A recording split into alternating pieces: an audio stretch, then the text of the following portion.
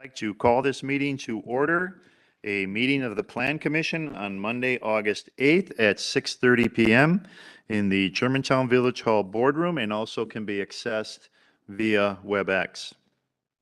This meeting has been given public notice in accordance with Wisconsin statute sections 19.83 and 19.84 in such form that will apprise the general public and news media of subject matter that is intended for discussion and action.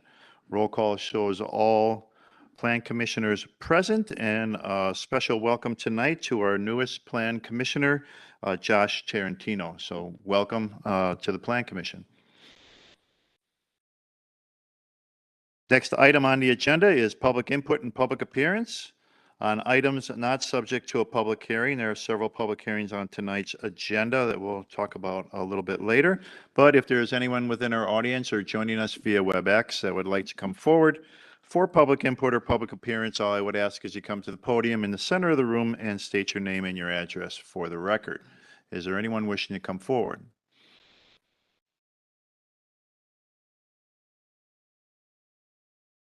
Comments about the plan, so should I wait until item F? You can, unless there's something else you'd like to bring to our attention, but it is on tonight's agenda under F, so that would be fine. Let me see if There's- there's, You know, it is an agenda item, so if I choose, I can ask someone from the public to come forward and give comments, or you could give them to us now if you like. okay, let me, all right, hang on, sorry.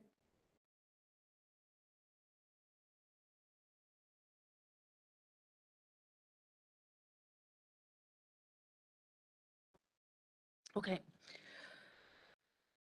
So, before I do start, I just wanted to compliment the planning department on the way in which they handled the Wesky furnace matter. I thought you guys did an excellent job of reviewing all the information and coming with a fair resolution for all parties. So I think it's a strength of your team, and I'd just like to say well done. Melanie, for the record, could you just state your name and your address? Yes, sorry. I appreciate Melanie Smythe, N140W17938 Cedar Lane. Thank you. Yes, I'm also requesting that my suggestions from the 7:25 meeting be incorporated into the minutes. I know that we were speaking quickly, so I have a hard copy here, or I could email it to Lori, if that's the appropriate person to send them to. Yeah, that'd be probably best, because that way she could take it straight from your email as a copy paste rather than have to Okay, keystroke it in. yeah, that's fine. I had several suggestions which will not be considered tonight because it's not written into the minutes. Okay, so comments tonight. Germantown is a family-oriented community, and we like it that way. We want to believe that our government is looking out for our best interests, and we're told on page 7 of the 2050 plan that the plan update is meant to act as a roadmap for the village of Germantown as it navigates upcoming change, growth, and development. And then later on it says, and what services will best serve residents of today and tomorrow.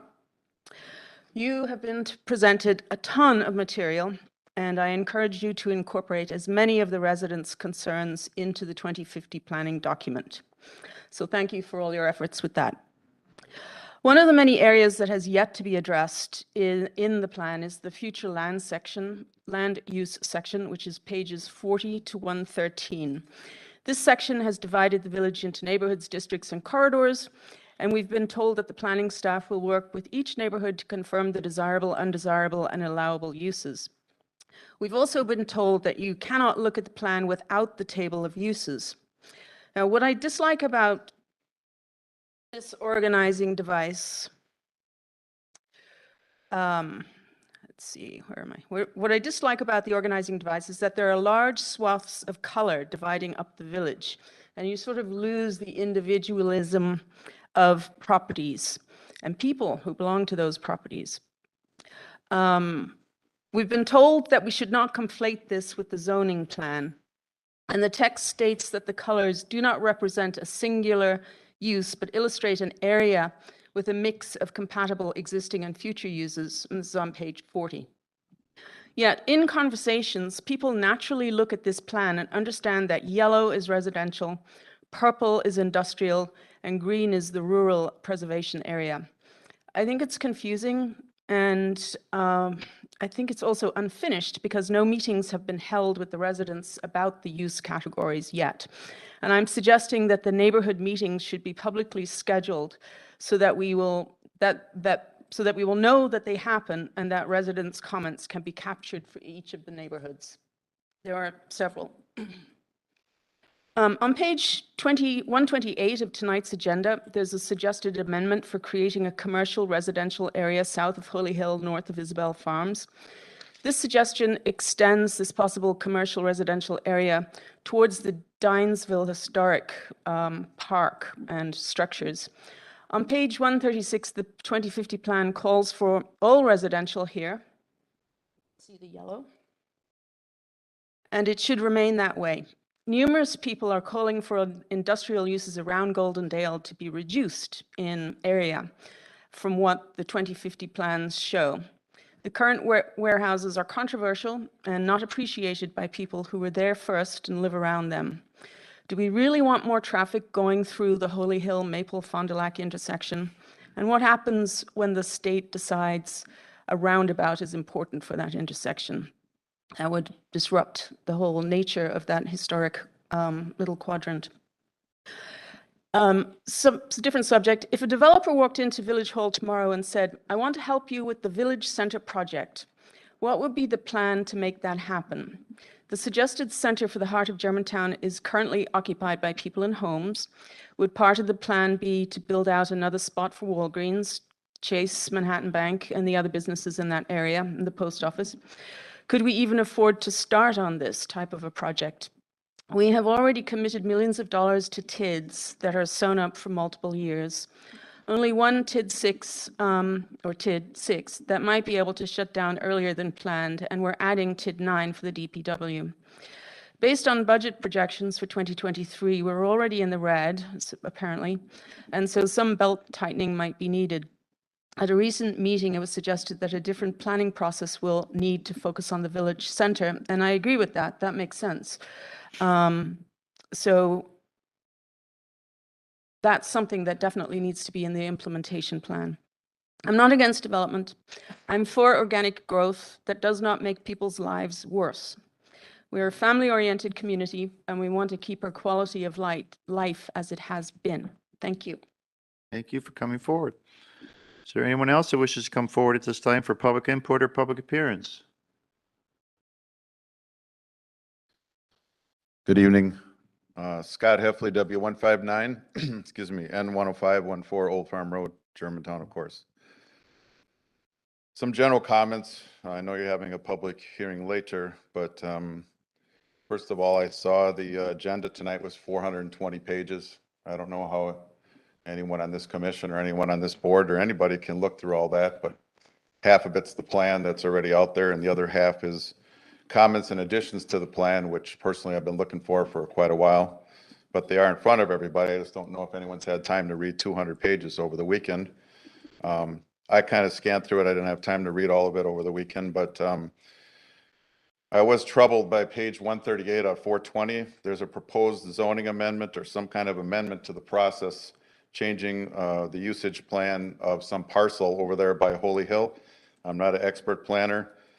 But I know that everyone that comes forth from the audience, from Germantown, whatever, you want to put a 6-foot fence around your house, that's on it as a separate agenda item. You want to change the zoning. Everyone's a separate agenda item we are discussing. So why we would just throw something in the middle of this, and if we pass it, it's good. I don't know whose property that is and why. But I believe they should have to follow the same process that any resident has to follow, whether they're a developer, business, or has been here for whatever it is. It is on page 138 out of 420 that I pulled. And I can be corrected if someone in this board or this commission can tell me that there's something wrong, but it looks like you're proposing an amendment to zoning. Again, I'm not an expert on this, but I would ask everyone has to follow the process no matter who they are. And if I'm wrong, I will correct myself. But right now it looks like is proposed to change from residential to industrial, I believe, or maybe it's the other way around. Anyway, bring it to your attention. I've been one up here talking about the 2050 plan that I know everybody thinks we've been working on it for 3-4 years. We really haven't because we had COVID. But there's some issues out there that are still before the village. The 2050 plan, there's not a time frame set by the state of Wisconsin. You don't have to have it done this week, this month, or even this year. You have to have a plan, and we do have a plan, and we're working on it, okay? And I brought this up a couple of meetings ago, but until we know the answer to the referendum question on the ballot for November, I feel that this draft plan cannot be approved by anybody. We don't know which way it's going. We don't know. So let's say we throw that aside because that's a separate issue. Let's just say that. So what else don't we have on the village level? You do not have your 2020 books completed. If your books have been completed and they're up to date, let me know. I know we brought in a consultant to finish up the books. They were not complete. 2021, I'm sorry. Once your 2021 books are completed, then I believe Baker Tilly comes in and does an audit. They do it for the schools. I know what they do it for municipalities and say, this is where you're at, okay? Again, I don't know that that's been done. I don't think it has, not based on the information I can find, okay? Another issue is your utility billing is not up to date. You need new software, you need new something. It's not fixed. Again, these are things that should be fixed. How about a 2023 budget? Do we even want to know where we're at before we embark on a very large development and change of everything process? That doesn't mean that you wait for every budget to be passed, but how about this budget since we're embarking on a very big adventure? What I've never seen, and I went back quite a few, and I don't know if it happened in the past, Dean would probably know, David Baum would probably know, Trustee Baum would probably know, do we ever have financial reports presented to the village? And I mean not in a 100-page email, I mean presented by people in admin, and that'd be Mr. Kreckbo's area, you know, or the budget manager, whoever, okay? Where are we at? Where are we going? Have we ever considered variance analysis? Okay? I have this, the budget outlook, tit in, tit out, no comparison to previous years, no comparison to where we think we'd be, no comparison to anything. All I see on this TID is we're going to be 600,000 in the hole on our budgets on TIDs. So that's all I know. So much like the school district does, where they have reports from their business manager, it would be helpful, I feel, to the village, to us taxpayers, to know where we're at, where we're going, and how we're doing, good, bad, or indifferent. That way, when you make a decision, you have meat behind the decision. And yes, I am big on statistics, and yes, statistics can make them out to what you want them to be, but it's pretty tough to make up numbers on a budget. That's been my experience. So the last thing I like to see is Channel 25 fixed. I know it's been thought about, brought up, discussed at length. Either we're going to fix Channel 25 or not. Why do I say? That's not important to anyone in this room. It's not important to most people watching, not important, but you do have a group of people, and surprisingly enough, they live in the green area of this village. And I have a number of them I personally know that have been in this village for 40 or 50 years that don't maybe have a cell phone, don't maybe have technology, but they have a TV set or they pay for cable, as antiquated as that is, okay? And they would want to know what's going on in this village, I think. And we talk about 10 grand, 5 grand, 8 grand, whatever grand, are we going to fix it or not? Right now, those people can't watch online if they wanted to, correct? Is 25 fixed? It's not fixed. It would be showing this meeting. It just doesn't show the constant, like it used to have the schedules, but it is turned on for meetings. Okay, well, would that not be nice for information for them? I Okay. agree. And the final thing I'll say tonight, which I am sure my comments will be considered out of left field or controversial, maybe not, is I have been told, we've been told, well, I've heard at these meetings that COVID changed everything. For how people work, for how they play, for how they go about their lives, for what they do, for how they travel. So if we're led to believe by our government, national government or otherwise, that COVID changed everything, so in my opinion, did COVID not change anything for the village? I think it did. So when we look at the surveys, and we had about 1,900 people we surveyed back in 2019, and we got a lot of good input from the taxpayers about direction of the village, What's going on? Right. So we felt we had a good handle on it. So it is my thought that 2019 information is not 2022 information. That people's perceptions, thoughts, processes, how I look at things may have changed. And for us to surmise and guess at that is foolhardy at best. Okay? Am I saying we'll create everything, Scott, and spend all this money? We don't have the money to spend? No. What I'm saying is it could easily go out there and survey everybody and throw it out there and say, what do you think now? Okay? It wouldn't take months. It wouldn't take years. But see what people are thinking. Because I feel our costs alone have changed on anything we're trying to do, inflation-wise, perception-wise, any kind of wise, okay? If you had updated information from 2022, you would have a baseline from 2019, you'd have any information you had going backwards, and you'd have a new data set of information based upon new perceptions and new numbers and new statistics to incorporate in your plan when you make the recommendation of how you want to proceed. I don't know any other way to be clear than that. I think, at least from my perspective, it makes sense. And people are like, well, how would we do that? Very easily. The three places I think people access most in the village. The village website, right? I think we agree on that. The school district website, if they have kids, it could be a link on there. What do you think about how the village is progressing with the plan? And on the Chamber of Commerce website. I believe if you did links to those three things and asked for a survey, you would cover 90% of the people you're trying to cover. Thank you. Thank you for coming forward. Is there anyone else that wishes to come forward or is joining us via WebEx that would like to participate in public input or public appearance at this time?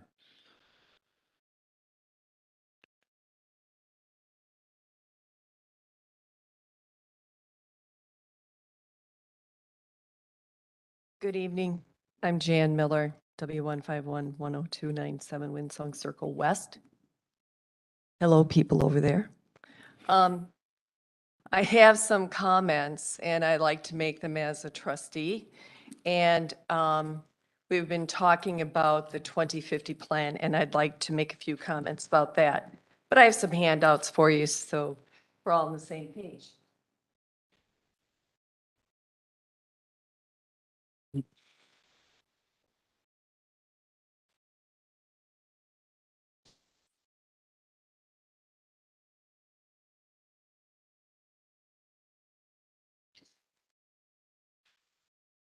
Jill? Good evening.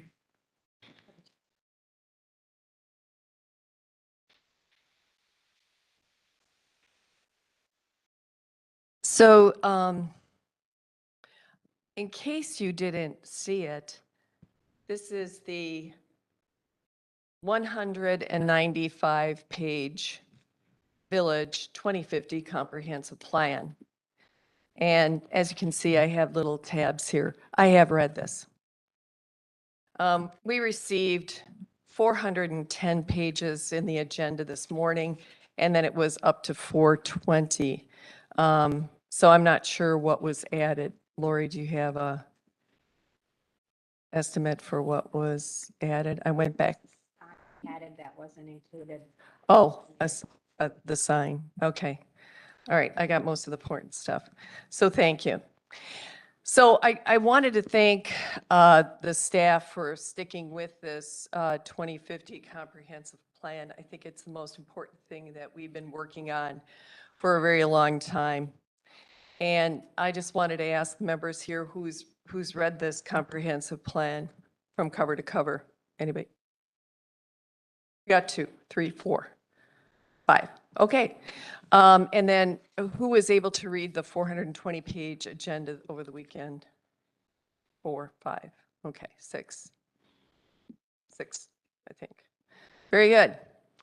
But most people have families and it's really hard to get that done, and careers.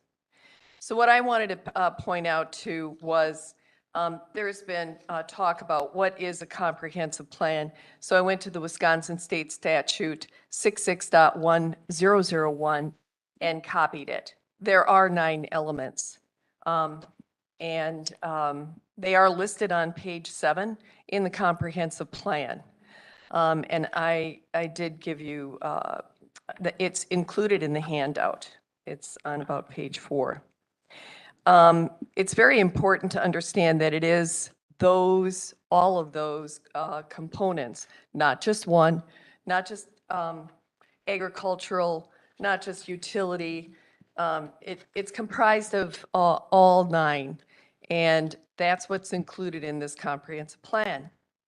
So I went through the 420-page agenda over the weekend, and I saw this, and the other important item in the process for our statute is the voting rules. And so I've attached those as well. And I think it's important to note that it is not just a majority vote, that you must have the full commission or board present and a majority, not just a majority of a quorum. So then as I went through, I noted page 128. 128 is what came up on the meeting on 7/25/2022. And it was a handout that was given to us by a representative, and it says proposed amendment. And it was handed out, but I don't believe that it is a comment or suggestion. It definitely says amendment. And I don't think the plan is supposed to have amendments. So I propose you take it out. 128. Oh, sorry, 38. Typo. Thank you. I believe one of the developers council handed it out at the joint public hearing meeting. Also on page 129, I just wanted to note, we were talking about the budget. Do we have money in the budget? So we got an outlook at one of our meetings, our village board meetings, and the 2023 budget outlook that was put together by Matt Uselding showed us at a deficit somewhere between $550 and almost $600,000. So we have a lot of TIDs and TIFs going on right now, a big project with the DPW. We have a lot of spending, and I think we need to be cognizant of what we have available in our funds going forward. One of the problems I had with the printout and all the comments was there wasn't any summary. In other words, we had all these questions, or a question, and then this one, most of the people seemed in favor. There was no Excel sheet that said, here's the issue. We don't have enough sidewalks, whatever it is. And, 50 people were against it. Something that was condensed. We got 200 pages of comments. I am so glad that we got comments, but I wasn't sure whether or not the comments were coming from 2019 or from one of the recent meetings. So I felt that was a little difficult. There weren't headers on it. I didn't know what page 192 was. That was a community survey. Rural preservation, we had a whole meeting on that. It was 45 minutes just talking about. It was a presentation. It wasn't a community input, I didn't feel. And then one of the other things that I wanted to bring out was that all of the, which we haven't, each individual district or corridor hasn't really been addressed by the community. They haven't had their little neighborhood meetings. So that's hanging out there. However, in the printouts that were attached, Willow Creek came up, and on at least 2 of the charts, it was asked to have County Line and Lannon Road turn into something other than an industrial park. And it's called an industrial park. And I think that with the community input, that should be changed. So even though it's in the community input, I have no idea whether or not it will be actually added to the 2050 plan.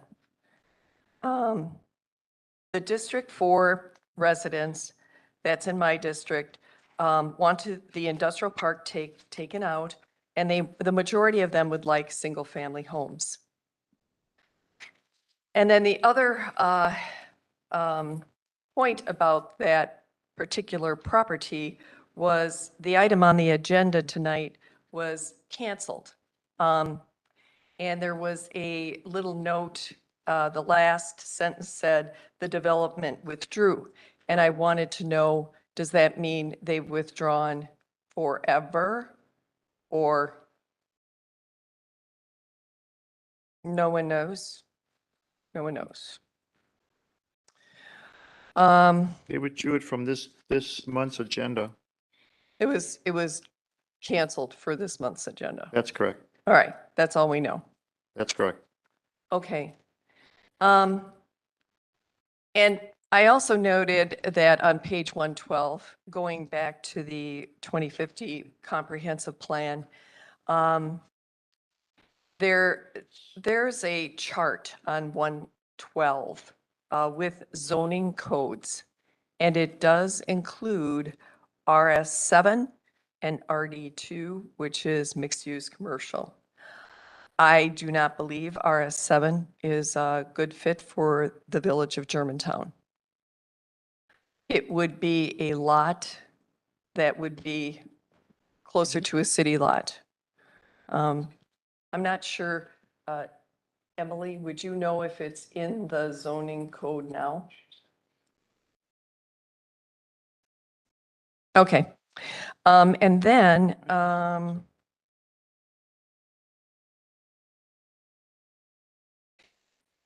some of the data is inconsistent in the 2050 plan.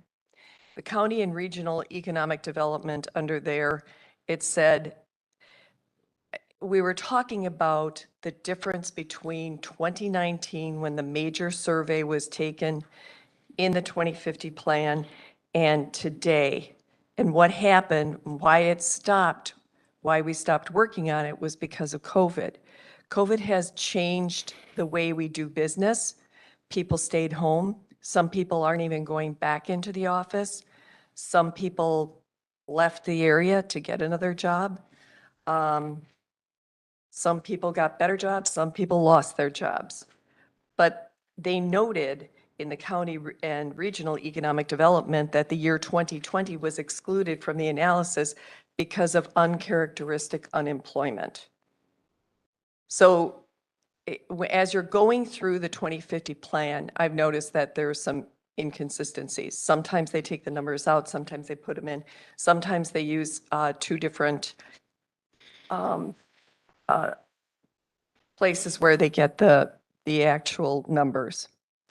There are empty spaces on the Germantown Economic Development Commission. We only have 4 members right now, and there are spaces for 7. Page 123, under programs, the bank is Bank 59, not First Bank anymore. And then page 133, Village Center, it said there are current available subsidies as well as additional subsidies that the village could pursue. And typically it includes current TIF districts, and the willingness to create a new TIF district. I said it wrong. Additional programs and incentives should be explored with an emphasis on mixed use, redevelopment, and active pedestrian places. So again, TIF is used as one of the big economic generators for all of the development. Page 135, it notes Holy Hill Gateway District and the Frystack District. And they put them together and said they are deemed suitable for next generation housing.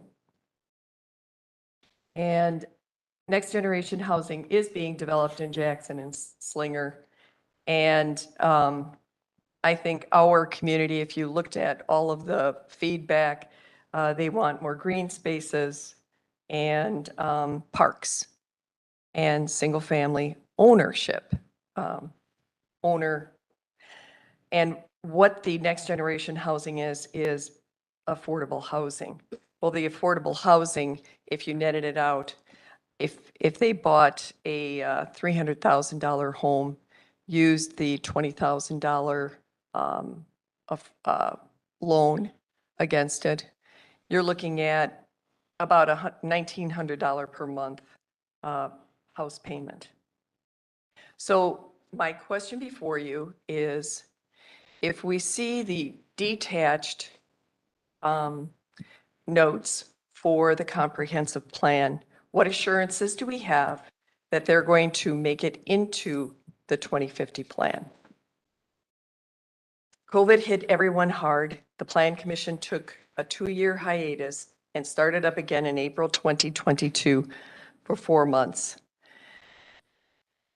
I think that we should give Mr. Etzloff and the staff a little more time to get more of these public comments into a second draft and formatted so we know exactly what will be and will not be included. I think that if it really needs to be added to it, there is no timeline. We took 3 years to put the last one together, and there wasn't any COVID. So I look at this as we probably got to start, and then we stopped for 2 years, and now we've started up again. I don't have a high confidence level that the Plan Commission staff will go back to the neighborhoods and get residents' input and then put it into an amendment to this plan. It seems like, why don't we just get everybody together, get it together, put it in a plan, and keep moving forward? There is no timeline. And in closing, I'm going to ask the Plan Commission to make the only logical vote that there is as this resolution stands today. Just vote no for the 02/2022 resolution to adopt the 2050 comprehensive plan as it reads today. Thank you for your attention. Thank you for coming forward. Is there anyone else that wishes to come forward at this time for public input or public appearance? Anyone joining us online that wishes to come forward? Hi. Hi, Katie Couts, N135 W20647 Meadowlark Lane. My main comment for tonight would be, I was at the Joint Commission Board meeting 2 weeks ago, and there was a number of opinions from board members about, let's just pass the plan as it is, we can make amendments later. My main concern with that is there's a history with this with the 2020 plan. Years ago, I live up in the Holy Hill area, and we were fighting some zoning things 15 years ago up there. And the argument we got from the board members at the time was, well, we have to follow the 2020 plan because that's what the people wanted back when the 2020 plan was developed. So my concern is if we pass this just how it is, with no amendments and no tweaks based on the public comments that you've all gotten over the last several months, is that in 5 years, when there's a whole different board up here and a whole different commission, they're going to look back and they're going to say, well, this is what the people wanted because that's what passed in the 2050 plan. And they're not going to accept amendments because this is what's happened before. So I completely agree with the previous comments of I think this needs to be looked at and amended now because it's who's going to amend it later. My two representatives in my district have no problem, I don't think, with the way things are in my neighborhood and what's proposed in my neighborhood. So I don't feel like I really have great representation in this matter as it is. So to have to come back every meeting over the next, 10, 20 years, because one of these times it's going to be you know, the field behind my house and somebody wants to develop it, not got to come and fight every little parcel of land, the zoning for. I'd like that to be done up front because I just don't think that there's going to be the public interest or the memory of what people wanted years from now, from what people are saying now. So that's my main point on this. Thank you. Thank you for coming forward. Is there anyone else who wishes to come forward at this time for public input or public appearance? Judy Couts and 135 W20647 Meadowlark Lane. I agree with everything she just said. That's all I want to say. I've had a busy week. I don't have time to read all that stuff. But anyway, I agree with her. Thank you, Judy. Anyone else wishing to come forward for citizen input or public appearance at this time? Anyone else?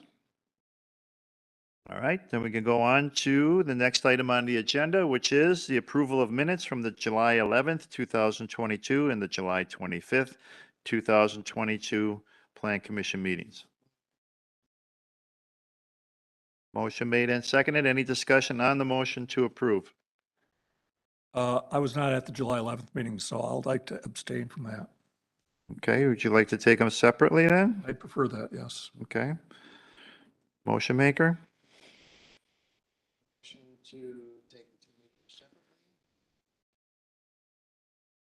All right, we'll start with the July 11th, 2022 meeting. Is there any other discussion on the motion to approve that meeting? There's no discussion. All those in favor, please say aye. Aye. Opposed? And one abstention. Yep. Next meeting is the July 25th, 2022 Plan Commission meeting. Any further discussion on the motion to approve that meeting? No discussion. All those in favor, please say aye. Aye. Aye. Opposed? Abstain from that one. One abstention.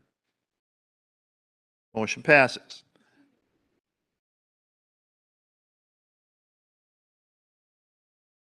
If you send them to Lori. Thank you. Appreciate that. That saves her time.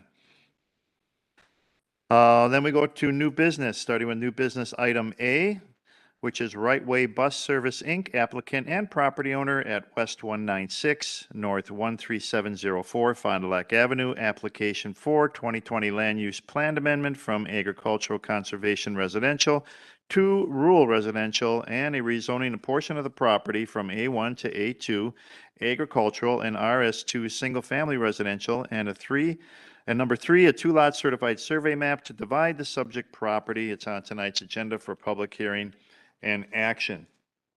To give us some more information on our first item of new business, I'll turn the meeting over to our associate planner, Emily Zant. Thank you. So the subject property is located south of Cedar Lane, north of Rockfield Road, and is zoned A1 agricultural. The properties to the north, east, and west are all agricultural, as you can see, and there's some residential properties to the south. The purpose for seeking approval of these applications is to divide off an existing farm dwelling on 5 acres, which is located on about the southern quarter of the property, and legally create a 2.6 acre parcel or proposed lot 3, which is located on the west or south side of 145 Fond du Lac Avenue. That effectively already exists by already being separated from the remainder of the parcel on the east side of Fond du Lac Avenue. The remaining 58 acres of proposed lot 1 will remain in agricultural use. So the 2020 land use plan map does designate this property as agricultural conservation residential. The only portion of this that is proposed to be amended is the area west and south of Fond du Lac Avenue in the lower left-hand corner of the red box on the screen. And this is, again, already an existing remnant piece of the property. This is similar to, if you recall, the Wetterell property where we divided along the highway in that case as well, just a few months ago. So there are no other land use plan map revisions. The proposed rezoning, proposed lot 1, which is 51 acres, and you can see as a majority of the parcel will remain an A1 agricultural. and will continue to be farmed at this time. Proposed Lot 2, which is in the southern third of the property, will contain 15 acres and will be rezoned from A1 agricultural to A2 agricultural. Proposed Lot 3, in the bottom right, left-hand corner again, 2.6 acres, and is proposed to be rezoned from A1 to RS2 single-family residential. So just a few comments. There's additional right-of-way required to be dedicated with a certified survey map for a total of 100 feet for Fond du Lac Avenue, State Highway 145. Washington County does have jurisdiction of this road, so driveway permits will be required through Washington County. There were some technical corrections in a July 22nd review memo that will be required to be made prior to recording the CSM. So it's staff's recommendation to approve the proposed 2020 land use plan map amendment to change proposed lot 3, a 2.66 acre parcel from agricultural conservation residential to rural residential. To approve the rezoning of proposed lot 2, 15.248 acres from A1 agricultural to A2 agricultural, and proposed lot 3 from A1 agricultural to RS2 single-family residential as proposed. And finally, approve the proposed 3-lot certified survey map for the 78-acre right-way bus service property located at W196 and 13704 Fond du Lac Avenue, subject to one condition, which is their technical corrections and plan corrections identified by the village's engineering consultant. Any Okay. questions for me? All right, then I will open this public hearing by hereby stating, a notice is hereby given that a public hearing will be held before the Village of Germantown Plan Commission at the Germantown Village Hall located on Mequon Road in Germantown on Monday, August 8th at 6:30 p.m. or later. The purpose of said hearing is to hear any and all parties, their attorneys or agents for or against the following applications for, number 1, a 2020 land use plan map amendment to change the classification on a portion of the subject property from agricultural conservation residential to rural residential. Number 2, rezoning a portion of the subject property from the A1 to the A2 agricultural and RS2 single-family residential zoning districts pursuant to Section 17.13 and Section 17.15 of the Village Zoning Code. And number 3, a 2-lot certified survey map to divide the subject property described below. The applicant is Right Way Bus Service, Inc., which is the applicant and property owner, and the property is located at West 196, North 13705 Fond du Lac Avenue. Is there anyone that is joining us in our audience or online that wishes to come forward at this time to speak for or against the rezoning applications or the certified survey map? Anybody wishing to come forward to speak for or against? One last time, is there anyone wishing to speak for or against the changes to the land use plan amendment or in regards to the plan amendment change or the rezoning or the certified survey map? Anyone wishing to come forward to speak for or against? And this public hearing is now closed. Commissioners? I'll do 3 individual motions. The first motion I'll make is to approve the proposed 2020 land use plan map amendment to change the proposed lot 3 from agricultural conservation residential to rural residential as proposed. Second that. Motion made and seconded. Any discussion on that motion to approve? No discussion? All those in favor, please say aye. Aye. Opposed? None opposed. Motion carries. Next motion. Make a motion to approve the rezoning proposed lot 2 from A1 agricultural to A2 agricultural and proposed lot 3 from A1 Okay. agricultural to RS2 single family residential as proposed. Second that. Motion made and seconded. Any discussion on the motion to approve? No discussion. All those in favor, please say aye. Aye. Opposed? None opposed. Motion carries. Make a motion to approve the proposed 3-lot certified survey map for the 78 acre right-way bus service Inc. property located at West 196 North 13704 Fond du Lac Avenue with the following condition as presented. Second that. Motion made and seconded. Any discussion on the motion to approve? No discussion. All those in favor, please say aye. Aye. Opposed?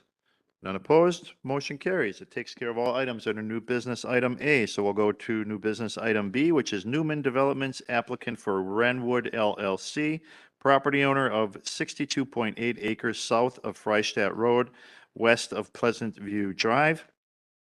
A final subdivision plat for Renwood North Phase 1, a 46-lot residential subdivision, and monument sign application. Once again, we'll turn the meeting over to Associate Planner Emily Zant for information and background on new business item B.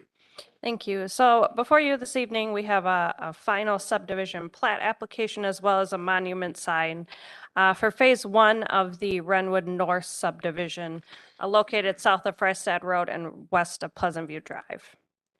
So this is the entire Renwood subdivision shown. You can see Mequon Road on the south side of the subdivision, Freistadt Road on the north, Country Air to the east.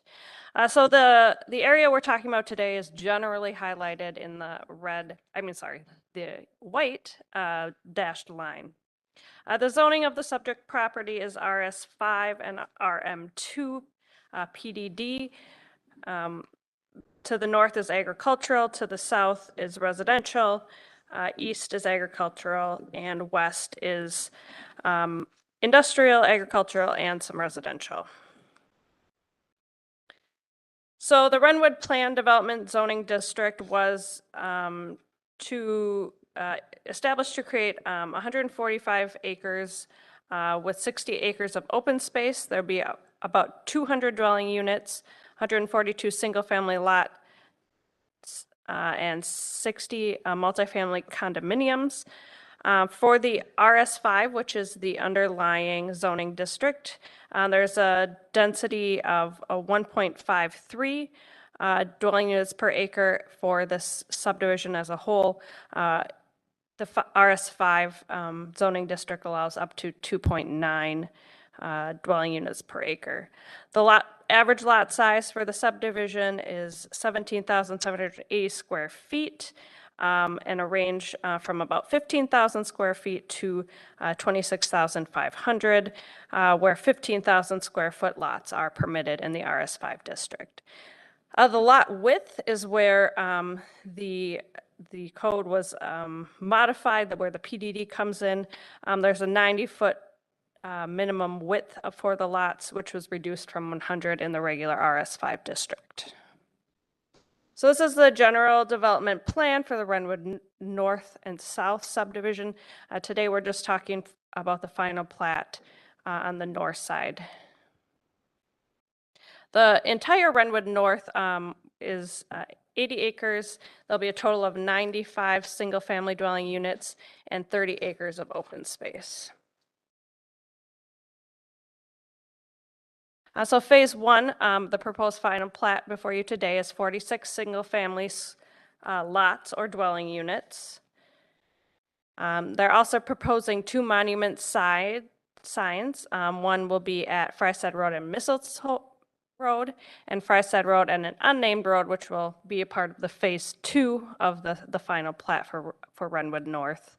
The sign is 14 by 14 feet wide by 6 feet tall. There'll be masonry stone veneer and limestone caps.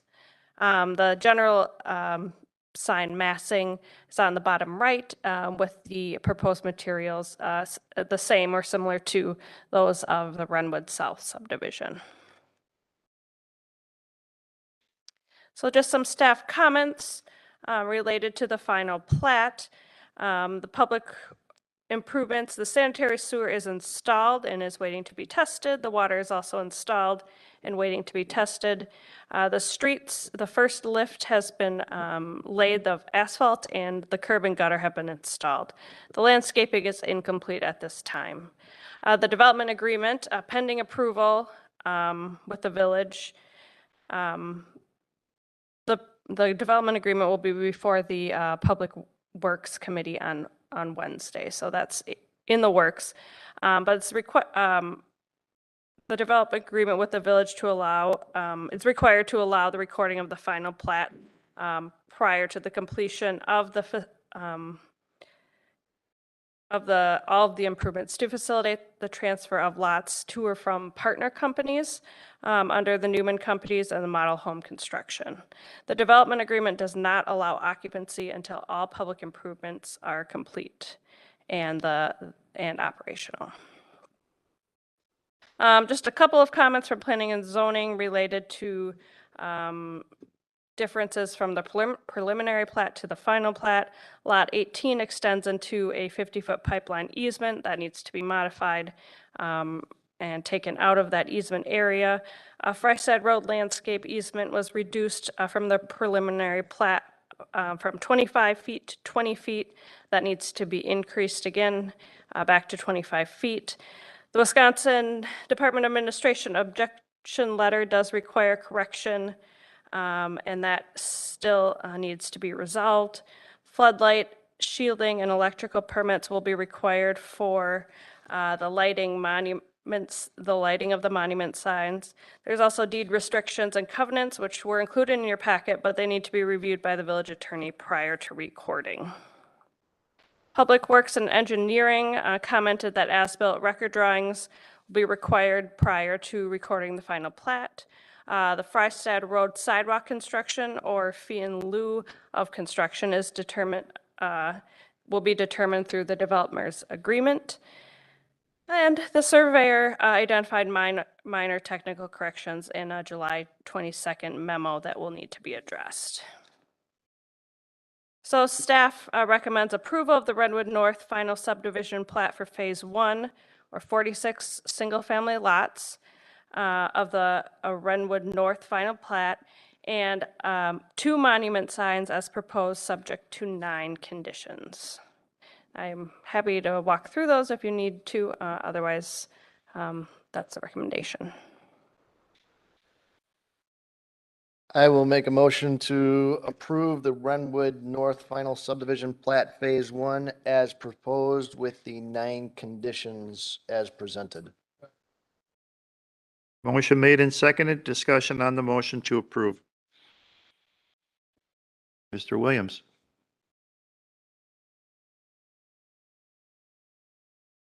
So my question is really around the number of open items that there seem to be related to the plat. I mean, we have to get a development agreement in place. We have to approve a landscape plan. We have to, there's two lots that don't conform. There's a 16.5-foot right of way that needs to be worked out with the property owner. The terms of the maintenance agreement for common areas needs to be approved. I'm just curious, what is there a benefit to approving this plat right now as opposed to making them complete all these items and then come back? I mean, what is the reason that this is before us with all these open items still needing to get completed? Sure. Staff did have concerns with some of the open items, but the village attorney did make the recommendation to move forward with them because these items can be conditionally approved by the village. It's really more of a, in the whole scheme of a subdivision plat, these are fairly minor items. And we felt we could move forward working through the process, knowing that that takes time and knowing that they're continuing to work on these items. So, but it's not approved until they're all checked off. Correct. So it won't be, they won't be able to record anything until all of these items are completed. So would it be fair to say that based off of the motion that includes that those items are complete before a final plat is registered? Yes. Okay. Further discussion, Mr. Nilles? I noticed that the issue with that 16.5-foot wide right-of-way, I didn't see it addressed in the conditions of the recommended approval. Sure. That was an issue from the Department of Administration, and is a requirement that they're Oh, setting okay, forth. Item 5, okay. Yeah, so that we feel is going to be taken care of because we will need that final letter of approval. All right, thanks. Okay, further discussion. Mr. Lashewski. Normally want to have a developer's agreement in place before we start allowing them to change or, moving dirt around and such. And what happens if there's a dispute? Yes, normally we do want to have that in place. It's my understanding that they have been relying on having that existing developers agreement from the south. And I do know they're working through the process of getting that developers agreement approved as soon as possible. I don't know how you'd rely on an agreement from the south because it would be specific to that parcel and property. I mean, I might provide some guidance, but it seems like a kind of a interesting way to allow a development to go forward, but. Do you have any input into where you stand or where we are with the developers agreement? Yeah, I'd like to make a couple comments. Kevin Anderson with Newman Developments. Thank you for having us on the agenda tonight. And I do see the 9 comments from the staff and let's just walk through. The first one is the development agreement. We're working with Larry. The development agreement is on the Public Works agenda for Wednesday, and it'll be on the village board meeting on Monday. Village board can review the development agreement and the final plat approval. Once the final plat's approved, it doesn't immediately go into recording. There's some items to complete, there's signatures to get. We have to get recordable copies from the state. It's usually about a 3-week process. In that time, the developer's agreement and the letter of credit would be set up and given to the village before any plat is signed by the village. So everything would be taken care of from the development agreement before anything's recorded. If that would alleviate the fears of, recording something without an agreement in place, that'll be taken care of. Would like to point out something I think is an error in the staff recommendation number 2. If you look right above that on page 4, it says Public Works Engineering. That paragraph was represented on the slide. It says the last sentence says approved prior to recording of the final plat. The development agreement actually states approved prior to the acceptance of the improvements. Very, very important distinction there. As-builts aren't done until the entire infrastructure is done, being the surface asphalt. The developer's agreement actually requires that 60 days after completion of all the improvements, the as-built are required. So it's not a requirement of the final plat, it's a requirement of final acceptance. Doesn't say that in the staff recommendation. I just wanted to point out that the staff report has a contradiction there. That would be item 2A. And I think in the recommendations, it's addressed correctly. It says completed to the satisfaction prior to acceptance of the public improvements. I just want to point out there's a discrepancy there. Item 3 are the technical issues from the DOA, or I'm sorry, they're not. That's the village survey memo. We're working on those. Item 4, we have submitted the declaration to the attorney. I think it was included in your packet. Typically what happens is the final plat gets recorded, and then following that, before we sell any lots, we record that declaration. And that really is a document that's not enforced by the village, but it's enforced internally, ensures that there's an HOA that manages per the village PDD requirements. So that has been submitted. We feel item 4 is actually satisfied, if that helps a little bit there. 5, the issue on the dedicated right-of-way. We tried to provide some more information to Larry and Jeff today. On the plat, you'll see it's that 16-foot strip there on the left side of the property. That's actually just in an undivided outlot as far as this final plat is. And that's actually a right-of-way that is, I'll say it's village property. That'll be dedicated to the village for a future road, if that happens to be the case. I don't believe the village wants a road in that spot. The process to release that from dedication, you have to go through a process of release, plan commission, village board. There's a process outlined with the state on how to do that. We've recently done it in Saukville, worked with Village of Saukville on that. Newman Developments really isn't in control of that right away. There's nothing we can fix. That's a right of way to the village. So the village would have to work to get that released if they want it released. We propose to leave it a right of way and landscape it. Or if the village releases it, we'd leave it as a landscape easement and it would not be included on any of the lots in phase 2. So that 16.5 foot would just be in our estimation, it'd be just a permanent open space or a future right of way use from the village, whichever the village chooses. Item 6, we've already talked to our engineer about removing that 10-foot overlap on the easement. That's perfectly fine on A. On B, we're going to increase that landscape easement to 20 foot. Those are just very brief changes to the final plat. Easy. Item 7 is the one I really wanted to talk about. It says the common area and street lighting landscape plan shall be submitted for review and approval by the village forester and prior to recording of the final plat. The landscape plan was actually included in the PDD when it was approved numbers of years ago. For Renwood South, we developed the site, we recorded the final plat, and after the homes were built is when we actually planted the street trees. And we worked on the street tree plan for that this spring, which was a year and a half after we paved and recorded the final plat. So a week before, we're trying to get final plat approval to have that changed on us, saying that we need the street tree plan review and approved now before we even record the final plat. That was something that wasn't discussed with us for the last, 18 months. And when we read the development agreement, it does not say in the development agreement that's a requirement for the final plat. So our request there would be that that's not a recommendation for final plat recording, but for final acceptance, because those are street trees that would be planted after the homes are built. Doesn't make sense to have that be a holdup on the final plat recording. And then item 8 and 9 of those are minor items. So any comments or questions for me? No, I threw a lot out, so.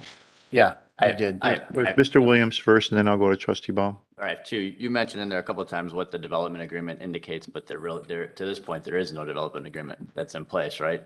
There's one that's been drafted and reviewed by the village attorney and Public Works, and it's on the Public Works agenda. So Okay. their one is pending approval. Pending, okay. Day after tomorrow, right? Okay. And then the second question is, it goes back to Mr. Miller's question about the 16.5 foot right of way.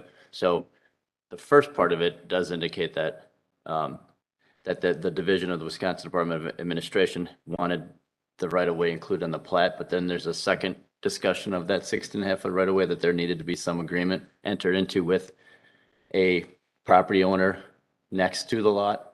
And that's, and in the write-up, it says that needs to be completed prior to the completion of the final plat, but that's not one of the conditions listed.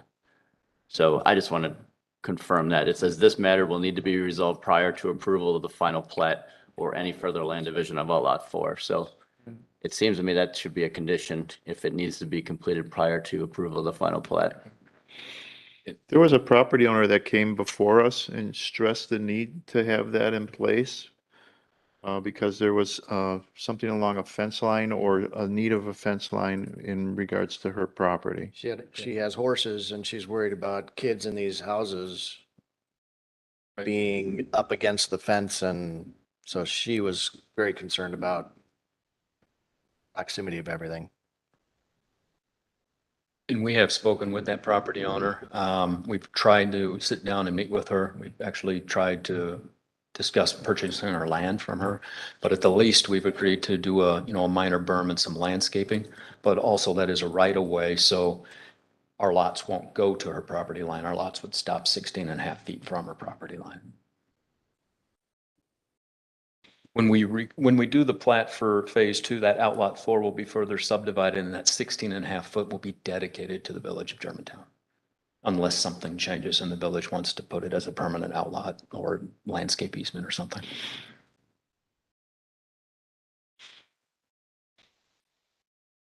So now we're really just dealing with this side of it. Yeah, right now we're just trying to get phase 1 done. Mm-hmm. So that is in phase 2. It could be if the developer's agreement is an issue, I mean, it's already somewhat contingent on the approval of developer's agreement for the final plat to be recorded. So, I mean, it has to be in place. It's going to be voted on the day after tomorrow, unless they have an issue with it and it's not voted in favor. That means that then it would hold up the final plat being recorded. So the vote itself is all contingent on either the items that are listed or the items that have been brought forward as part of the issue that still need to be resolved. But every one of those has to be either met or resolved before final plat can be put forward and registered. I just want to confirm again, because in the write-up it says, while discussed with the developer, no resolution to how the 6.5-foot right-of-way will be dealt with has been reached between the developer, village, and adjacent property owner. This matter will need to be resolved prior to approval of the final plat. So if that is the case, if it needs to be resolved prior to the approval of the final plat, it should be a condition for approval of the final plat, And correct? you could make that motion to amend that. Okay. Or anyone can, and include that as part of a motion to amend and add a condition. There's 6? Correct me if I'm wrong, but I believe that would be covered under condition 5, which is the issue raised by the Wisconsin Department of Administration. That says it just needs to be clarified on the plat. It says the Department of Administration is requiring that the length of the right-of-way along these property line be clarified on the plat, which I think is different than Okay. entering into an agreement with the Yep, property. I agree. Yeah. I agree. Let me just point out that entering into agreement with the property owner, it's a right-of-way that's an encumbrance on the property we purchased. We have nothing to say about it. It's 16 and a half feet that's going to be dedicated to the village of Germantown when we plat it. There is no agreement that needs to be had. If there's an agreement, it's maybe between the village and the property owner on how that's going to be used, whether it's a street, whether it's a permanent preserved landscape space. As a developer, I have to give that to the village. There's nothing I can negotiate with the owners about. It's not my land. So you're saying because of that, it shouldn't be used as something that needs to be met before the final plat is, When you say there's an agreement between 3 parties, one party has no say in what happens, and one party, being the person who owns the horse farm, doesn't want anything there, she could hold up the project forever on a right-of-way that isn't even our land. When we plat phase 2, we have to give that land to the village.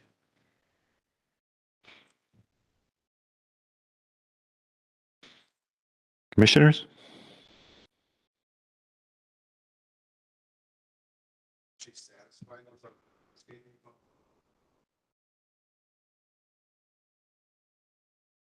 I don't know that she's ever, She hasn't said anything. I don't think she's responded to 12+ attempts to meet with her, so. She doesn't want the development, so would there ever be something that would fully satisfy her? I can't answer. I'm going to start with a motion then. I'll make a motion. What? Don't we have a motion? Do we have a motion? Yeah, okay, go ahead. Make a motion to approve the Renwood North Final Plat Phase 1 as proposed with the 9 conditions presented. And you're holding out the monument sign permit application at this time? Yes. Okay. That's what I thought. Right, we already have that motion. Well, then I won't make it again. Okay, then I will make an amendment to the motion to remove condition 7, which is that the common area and street tree landscaping plan shall be submitted for review and approval by the village forester and prior to recording the plat. Is it correct that this was all done after the fact on the original one? Unfortunately, I'm not sure. I can look into it. I'm going to leave that as a motion. I'm going to throw it out there as a motion. All right, motion made to amend. Do I have a second? Motion made and seconded, discussion. So basically, you're drawing it off of as a condition that needs to be met by the developer and pretty much putting it to the village to complete. No, not that the village is going to complete it, but they will do it after the fact. Right. when the houses are built, then they add a tree and do the final landscape plan like they did in the south section. It's a Okay. requirement of our developers agreement for final Right. acceptance, yes. Okay. So I'm just, yes. So maybe we would want to say prior to final acceptance of improvements instead of prior to, Removing it, just change that prior to recording the final plat to prior to the acceptance of improvements. I'm fine with changing the language that way. Second? All right. Further discussion, trustee Baum, you still have the floor. No, that's it for that item. Okay. Further discussion on the motion to amend? No further discussion? All those in favor, please say aye. Aye. Opposed? None opposed? Motion carries. Back to the motion as amended. Further discussion? Okay, I feel we need to address this 16.5 feet. So the proper motion, I believe, would be to accept the developer turning the land over to us for us to deal with the adjacent landowner as to what the purpose of that land is. I'm looking dimly for input, advice. I understand they can't do anything with it. Why hold them up on, they're gonna turn it over to us as an easement, and what are we gonna do with it? Sure. I don't think it was added as a, so I would say this. I don't think it was added as a condition of approval because there are, what are they going to do if it's land to be dedicated to the village? There's nothing the developer can do about that. I would also say there's time to figure that issue out, as this is just the development of the west 46 lots. And we can make sure that that is totally figured out prior to the final plat for the eastern portion coming back before you. Okay, I did you agree. need?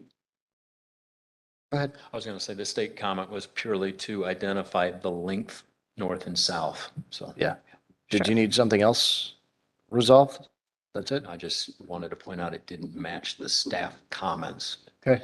as opposed to the recommendation. All right, then those are my only amendments to the motion. So you're bringing that forward as a motion to amend? No, just number 7 was the only one. Okay. We don't need to deal with the 16 feet because we'll do it with phase 2. Okay. Further discussion? Just Mr. to clarify Leshewski. that 16.5 feet, is that being dedicated to the village like a quick claim, or is it actually an easement and you guys still own the land? As right of way, it'll be given to the village as permanent right of way.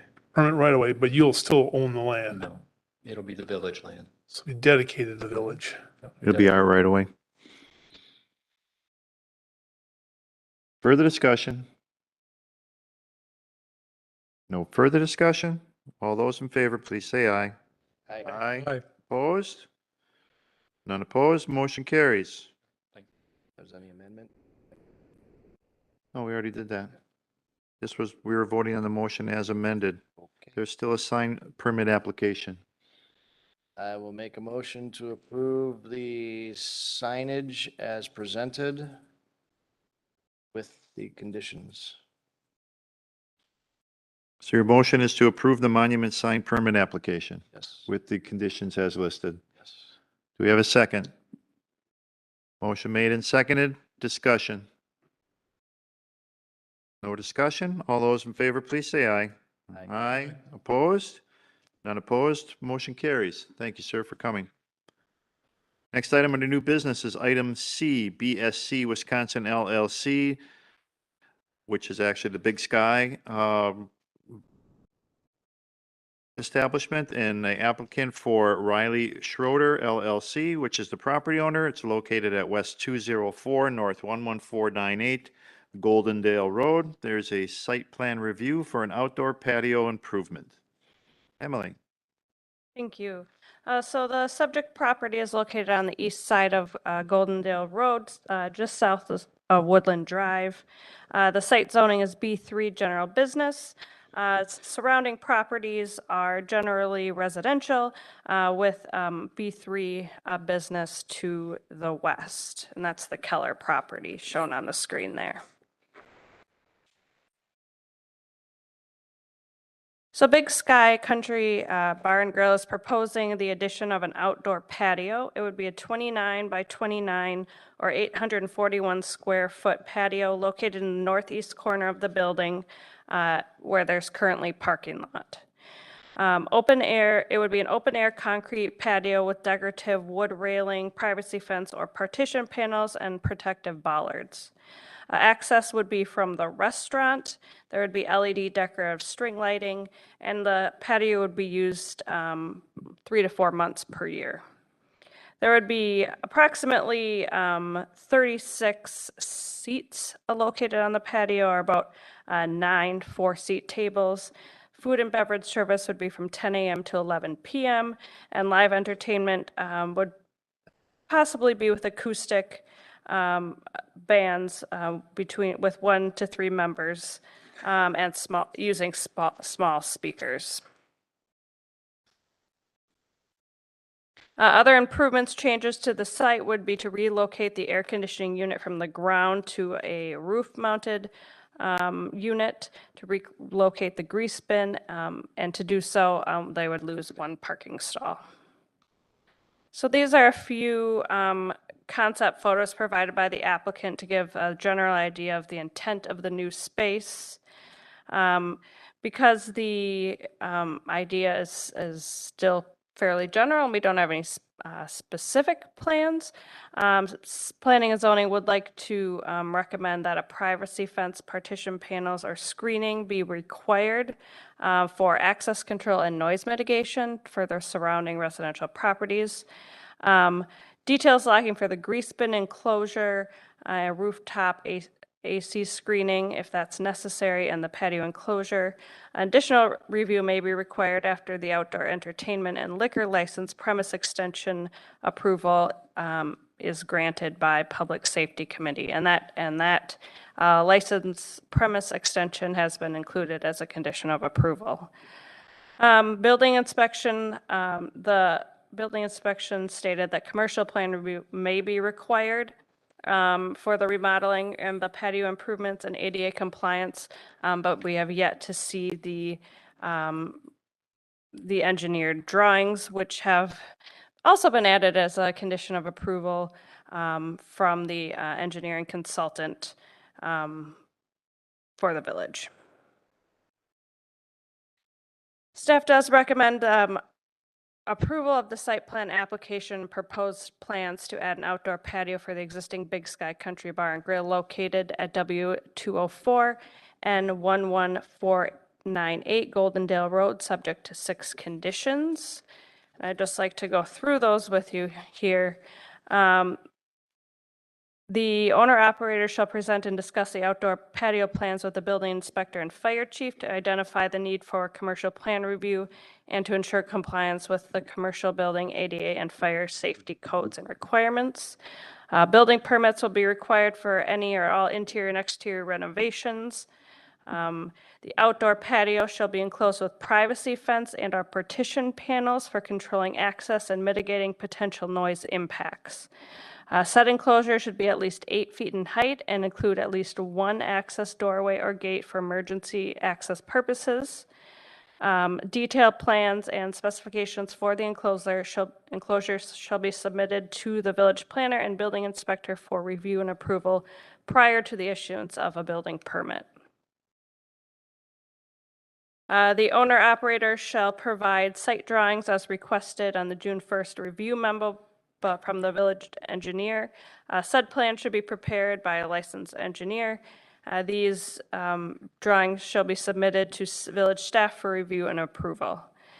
The use of the outdoor patio for alcohol, beverages, and live and/or recorded entertainment and music is subject to approval of an outdoor premise extension to the existing liquor license by Public Safety Committee and Village Board. The applicant needs to contact the village clerk for more information, and I was informed that they have been in conversation about that. And finally, sign permits are required for all new temporary or permanent exterior signs through the Planning and Zoning Department. Unfortunately, the applicant could not be here tonight. Are there any neighbors here tonight? There's one that lives in the neighborhood. Trustee Myers.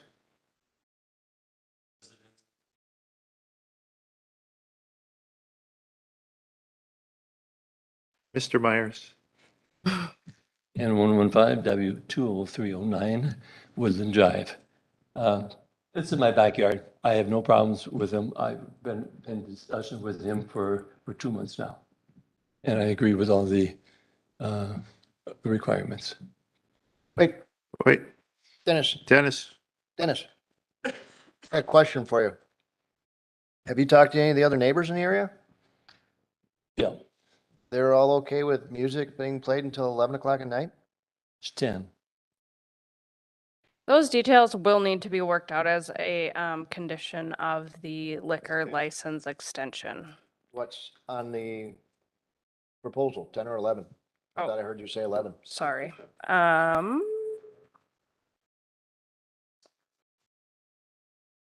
10 a.m. to 11 p.m. Should be 10. 10 p.m.? Yes. Let me just verify in the application here. All right, thanks, Dennis.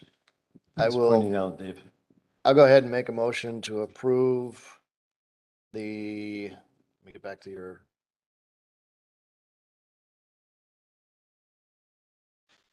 Approve the site plan application and proposed plans to add the outdoor patio onto the northeast corner of the building for the existing Big Sky Country Bar and Grill located on Goldendale Road, subject to the 6 conditions as presented. Motion made. Do I have a second? Motion made and seconded. Discussion. I don't understand totally what we're approving. We're approving the concept, right? Won't we see plans or something like that a little bit later? No. That's one of the issues that I got. So I'll have to Site go plan ahead and read- review for outdoor patio improvement. So the placement, the screening. Yeah. The moving of the air conditioning units, the moving of the grease pit. Well, I mean, if for the air conditioning, for instance, I'm sure we'll have something to say about screening it on the roof, things like that. So that's what I mean. So I, Appropriate. so I have a second. So I'll make an amendment to add condition number 7 that actual plans of this be brought forward to the Plan Commission for review and approval. I Wow. got nothing here to approve. Really, I think I'm approving a concept. That's what I kind of thought, but I Yeah. think it should be known that we'd like to see some. So are you looking to postpone it until you see more detailed plans, or are you looking to approve this and then you want to see detailed plans that you're going to approve too? Well, I am not going to vote for it until I see what we're doing. I have a lot of problems with this, but I'd like to hear more about it.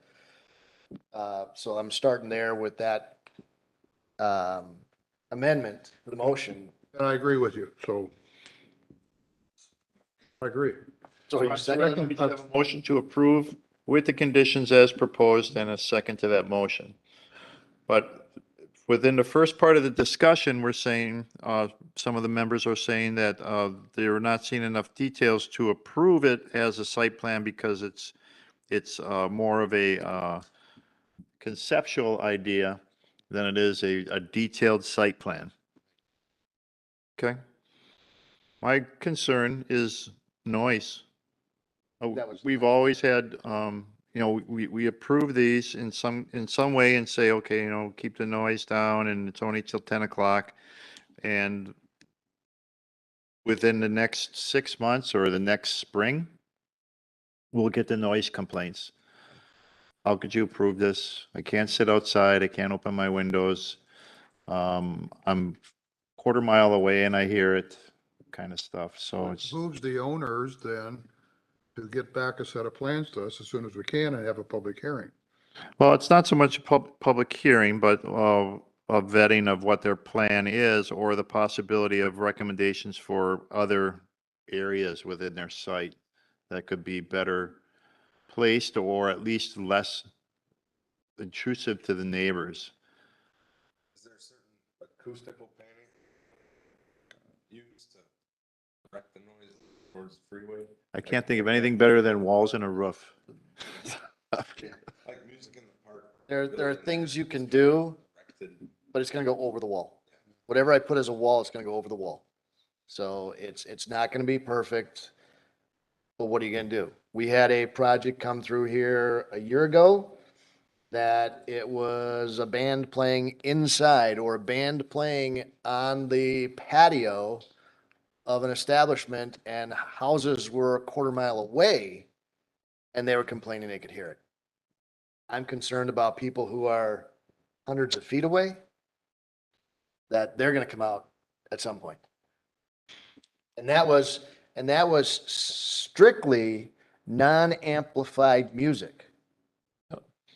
As Oh, you're over on It was Fond du Lac amplified. Avenue. That was amplified.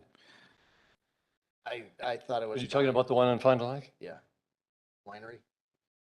Their original wine tasting thing had an outdoor patio and nothing out there could be amplified. So they couldn't even have a radio out there because that was considered amplified. In the initial, I think. Yeah. Okay, further discussion. Mr. Lashewski. So can you repeat again?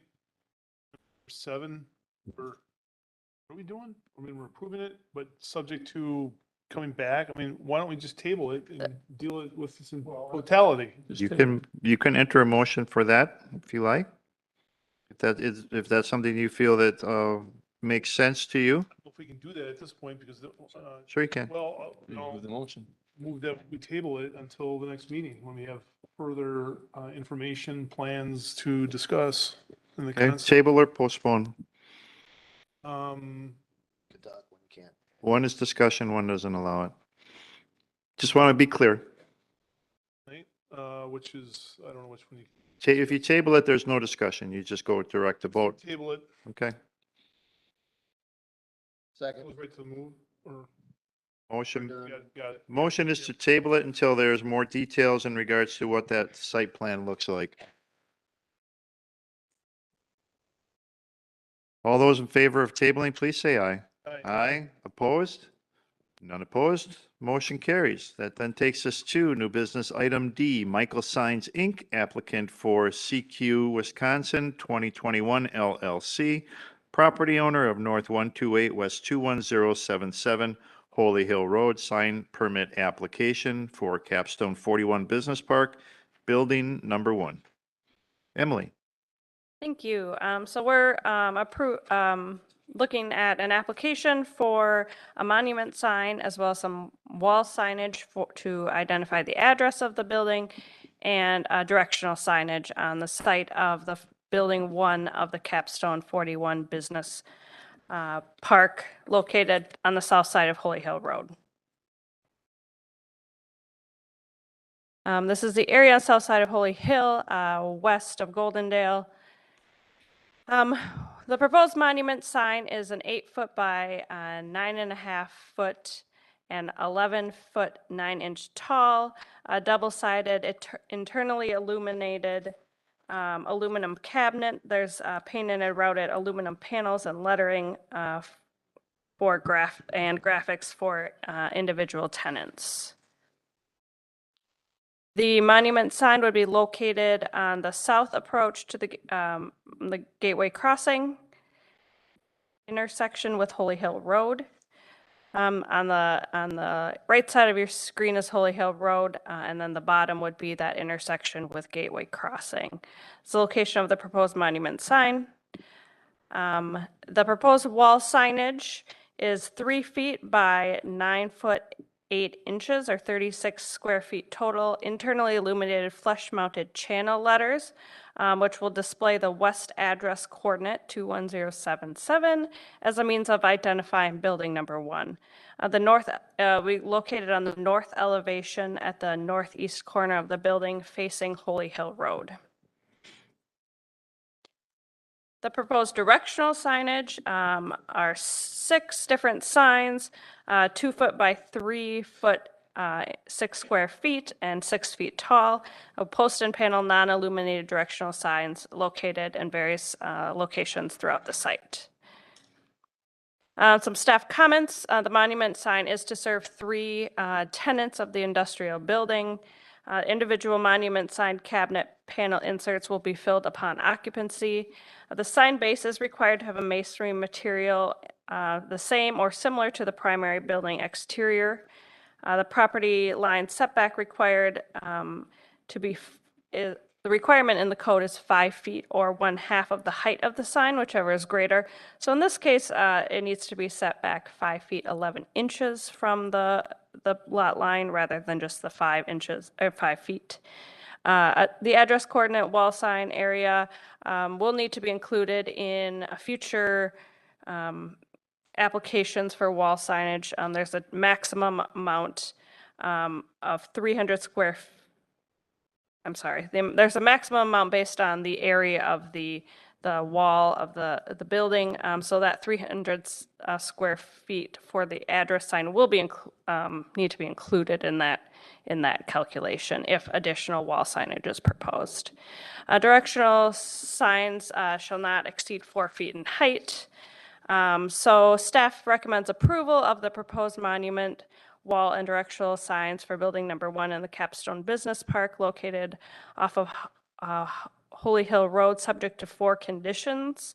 I will say the applicant did send revisions, has agreed to all of these conditions and has sent revisions this morning. Staff has not had a chance to formally review that, but we do see that they have made modifications to the sign application.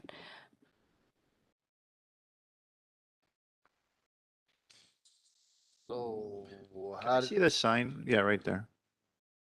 Where's the address? The main address?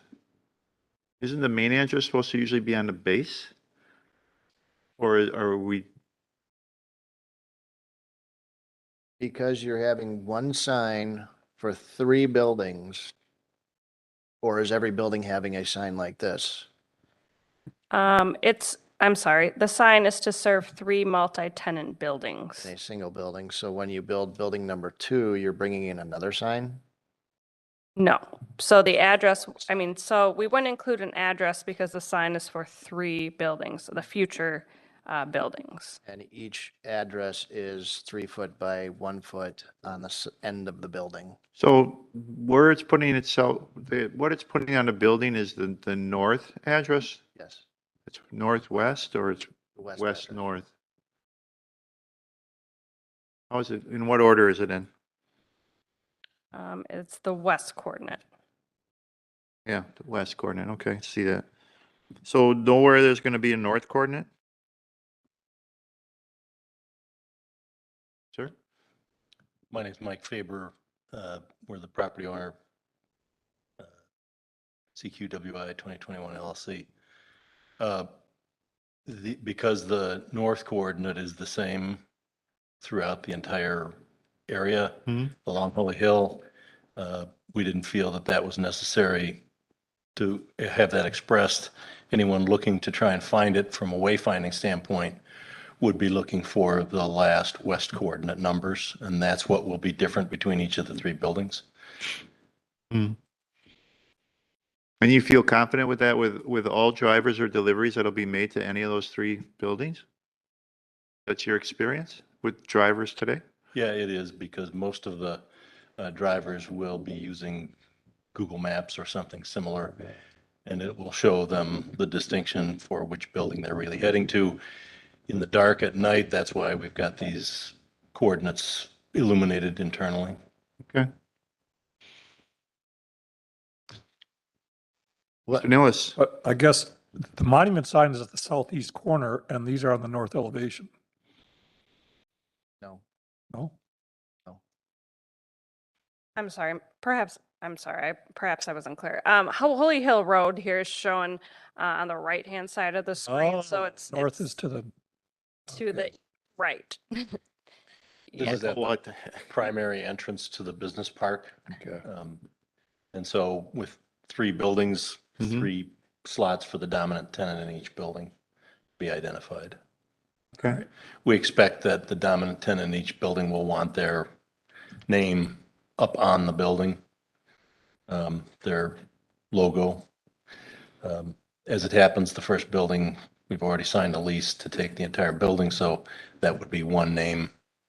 And as Planner Van Zant, or Planner Zant identified, there's room left with the number, the size, the square footage of the west coordinate on the building for the tenant to choose where and how large, up to the maximum of 300 square feet that they want their identity on the building.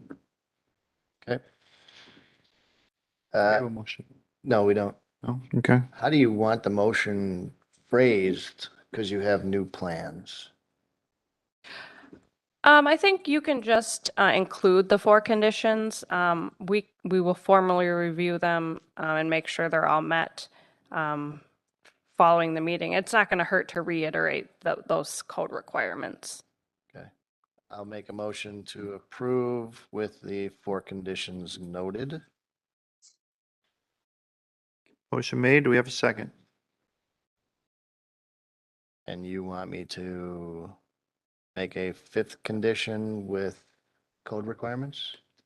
Oh, no. These conditions are just, That's good enough. yes, that's good enough. So we have a second? Yes. Okay, so I have a question, a concern. I look at sign C, which is a sign that says, wayfinding sign that says truck exit. Sign C, and sign C is on the west side of the property behind all the parked trucks, and it is going to be 4 feet tall. It doesn't say which direction exit is, and you can't see it behind a truck. What's the point of those 3 signs?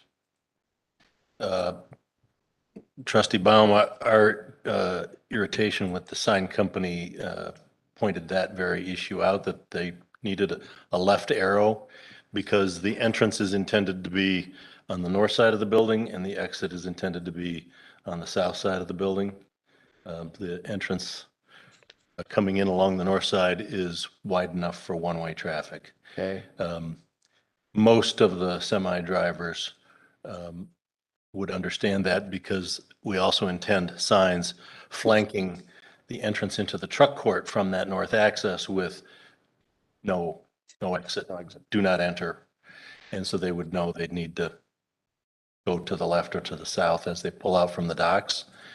There isn't any other way to sign the truck exit signs to be tall enough to be seen over any trailers in the trailer parking area. So it's our bet that the trailer parking signs won't be completely blocked at all times. They're nice to have, not absolutely necessary, because the primary control will be the do not enter flanking both sides of the north. Okay, so you're gonna get another sign on here, which would be a sign D, which tells you don't go out the north end, and telling everybody and hoping everybody goes through the south end. Correct.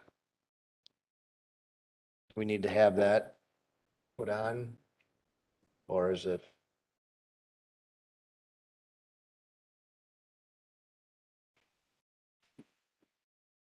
Make it staff approval. Okay, I'll make it, add another condition, and that would be condition 5.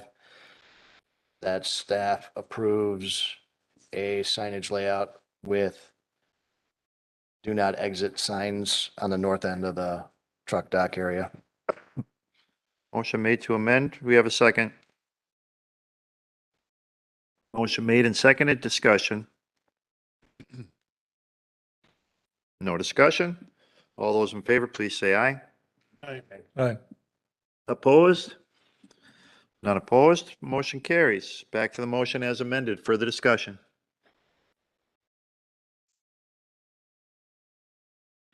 No further discussion? All those in favor, please say aye. Aye. Aye. Opposed? None opposed? Motion carries. Thank you. Thank you for coming. Next item under new business is item E, Mary Best, applicant and property owner at North 181 West 12556 Fond du Lac Avenue, a zoning permit application to allow installation of a 6-foot fence in the front yard. More information, background on this new business item. Once again, we'll turn the meeting over to Associate Planner Zant. Thank you. So Mary Best, the property owner who is here this evening, is seeking approval to construct a 6-foot-high privacy fence in the front yard of her 1.5-acre residential parcel located at W181N12556 Fond du Lac Avenue. The site is zoned RS4 single family and surrounded primarily by agricultural. There is a residential property on the south side of Fond du Lac Avenue and to the west of the subject property. The proposal is to install a 6-foot shadow box style privacy fence along Highway 145 in front of the dwelling. The property owner recently removed some dead or dying trees and would like to reconstruct that same privacy that was there prior to the removal of the trees. So here's some images looking, this is looking south along Fond du Lac Avenue. The subject property is on the left half of your screen. And then this is looking north. Due to the CSM that was going to be before you this evening, the privacy fence would need to be located 52 feet from the center line of the road. So it'd be set back pretty far. Staff does not feel that it would be a hindrance to access or visibility along Fond du Lac Avenue. So staff does recommend approval of the proposed 6-foot-high privacy fence along the west property line for the 1.5-acre Best property located at W181N12556 Fond du Lac Avenue. The fence would extend approximately 150 feet along Fond du Lac Avenue, starting in that, that southwest corner of the property.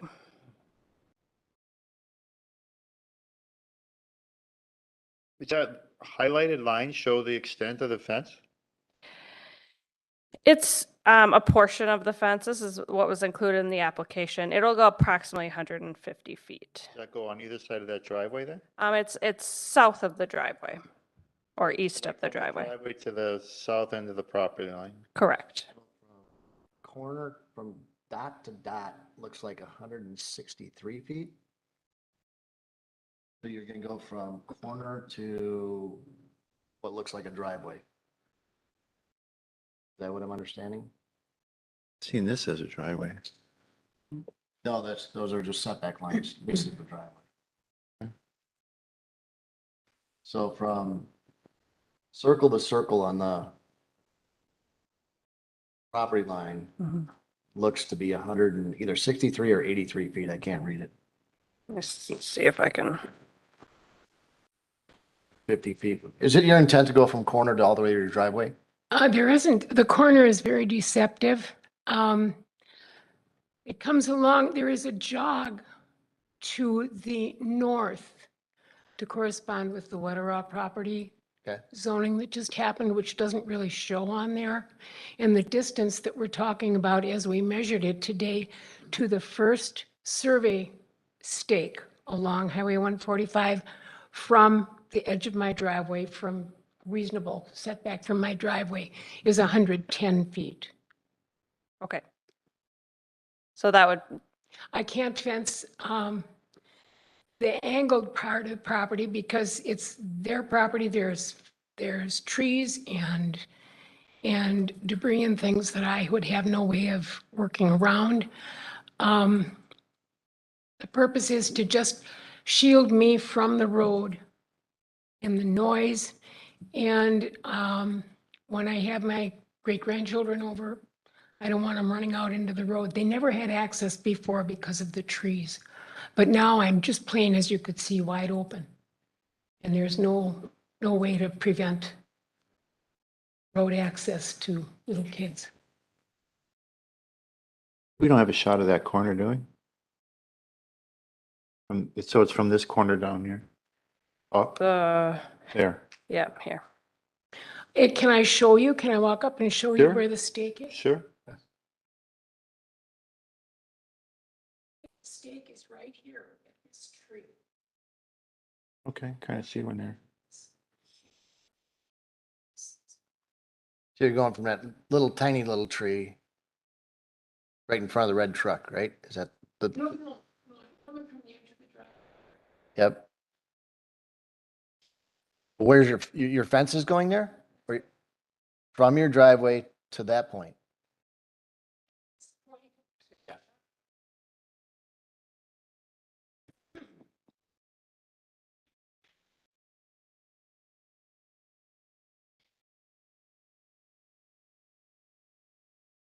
Okay. Commissioners? I'll go ahead and start it off with a motion to approve the proposed installation of a 6-foot-high fence along the west Fond du Lac Avenue property line as proposed for a 1.5 acre residential parcel at the address on Fond du Lac Avenue as presented. Motion made and seconded. Discussion. I just had one question. I don't know if it's out of left field here, but that's a fence that's relatively solid, 6 feet high along the road. Is there any concern about what the state would say about snow fencing? It's intended to be a shadow box fence. Well, but it's, in a blowing snow, it might not be looked at that way. I don't know. Anybody else have any thoughts? It's beyond the right of way of the road, right? I mean, it's No up. problem with the fence. I just didn't want us to get in a situation where somebody would later tell you to take it down. I don't think. Well, I'm not sure that's a problem. My bigger problem is setting a precedence for everybody else. fencing Fond du Lac Avenue. And I'm gonna have fences everywhere that's my concern. There is at least a 4-foot fence directly across the street from me. I haven't measured it, but it's a good sized fence. It's well overgrown now. Can you go back to the photos, Emily? Yeah. So just a reminder that a 4-foot fence is permitted within the front yard. So a 4-foot fence, Ms. Best could get a building permit for a 4-foot fence yesterday. The request here is for that 6-foot fence in the front yard. I have a problem with the fence itself. I just was concerned that if there was any other jurisdiction here that would have some, As long as we're outside of the right of way, I don't think the state will have a problem with it. okay, so I just wanted to be sure. Further discussion? Mr. Leshewski? I mean, going back to the 6 feet versus 4 feet, because of the elevation of the property or the roadbed is a little depressed there, that 6 feet it's gonna be tall driving by that, right? Because it's already up, I don't know, this near corner, if you look at that telephone pole, it's probably at least down 4 feet, so now you're up 10. Aesthetic point of view, I don't know. I guess I question the need of 6 feet, given the height of the home above the roadbed. Okay, I did have 30-foot trees there that are no longer Are there. those trees in this picture or are they gone? They're gone. No pine. Oh, pine trees, okay. So they were really completely screening my property. The comments that were heard, in local areas after the trees were taken down was, gee, did you know there was a house over there? So It was very. The different 50 years. Right, right. All those, from an aesthetic point of view, the tree versus the fence, I mean, the tree wins every time. My intent too is to create an exercise area in my front yard for my dogs.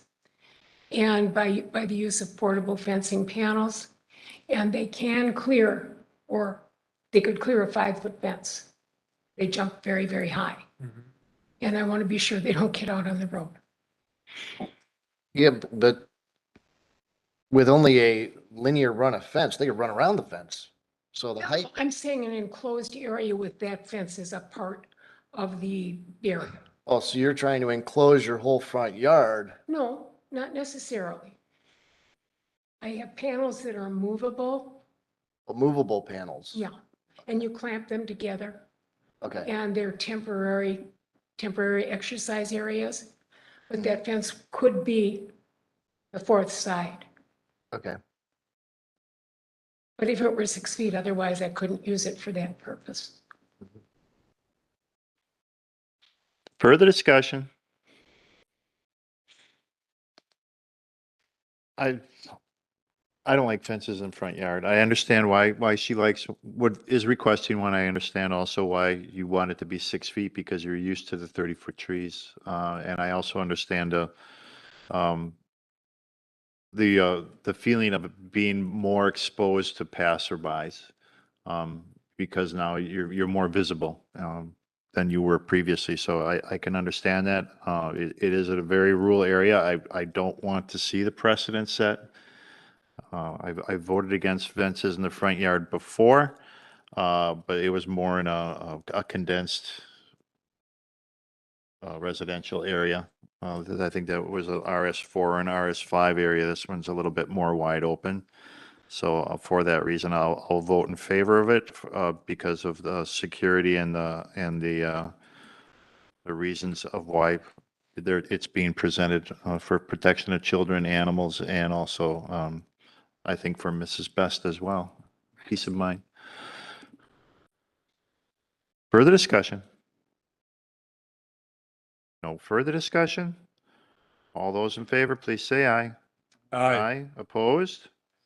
Opposed, raise your hands. Motion 4-3, motion passes. Thank you, Mrs. Best, for coming. Thank you, Jim. Next item under new business is item F, Plan Commission Resolution Number 02-2022, recommending possible revisions to and adoption of the draft 2050 Comprehensive Plan for discussion and possible action. Assistant Planner, do you have anything for input or Yeah. anything to start and kick it off? Sure. Just a little bit. Unfortunately, Jeff is ill this evening. Mr. Planner Retzloff is ill this evening and was not able to make it here. And we do not have a list of comments for the potential revisions. So we don't have that to go off of tonight. If you do have any ideas from what you've heard from the general public at our public input sessions, based on all of the information that's been provided in your packet, again, as a replication from that July 25th public hearing, you could begin discussions on that tonight. Otherwise, Planner Retzloff has indicated that we will schedule a special Plan Commission meeting for August 22nd. Okay, so we could propose some changes to the 2050 plan, and then extend for further possible revisions and discussion at the next Plan Commission meeting. Correct. Okay. Trustee Ball. So the implementation plan, which is the next phase, would that be the meetings with the individual neighborhoods, or what is that entailed to be? Yes, so those meetings to really define the future land use of each neighborhood is included in the implementation plan. Okay. So that would be addressed, could be addressed following adoption of the 2050 plan. Okay, so there are some general things that have marked up that I would like to see changed.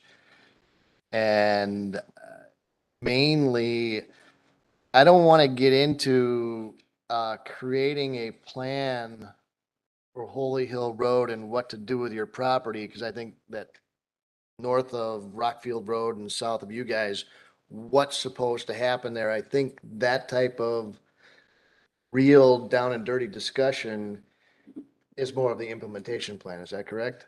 No. That could be. I would say that that is one of the items that has come up a lot, and I think that's something that you should definitely discuss as part of your recommendation to the village board. Do you have the neighborhood map?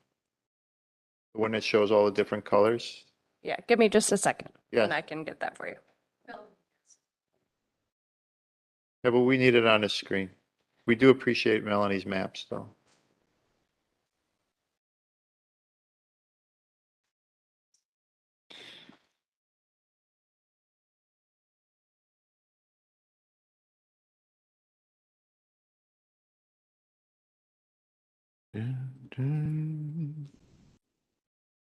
Got anything else you want to talk about while we're waiting?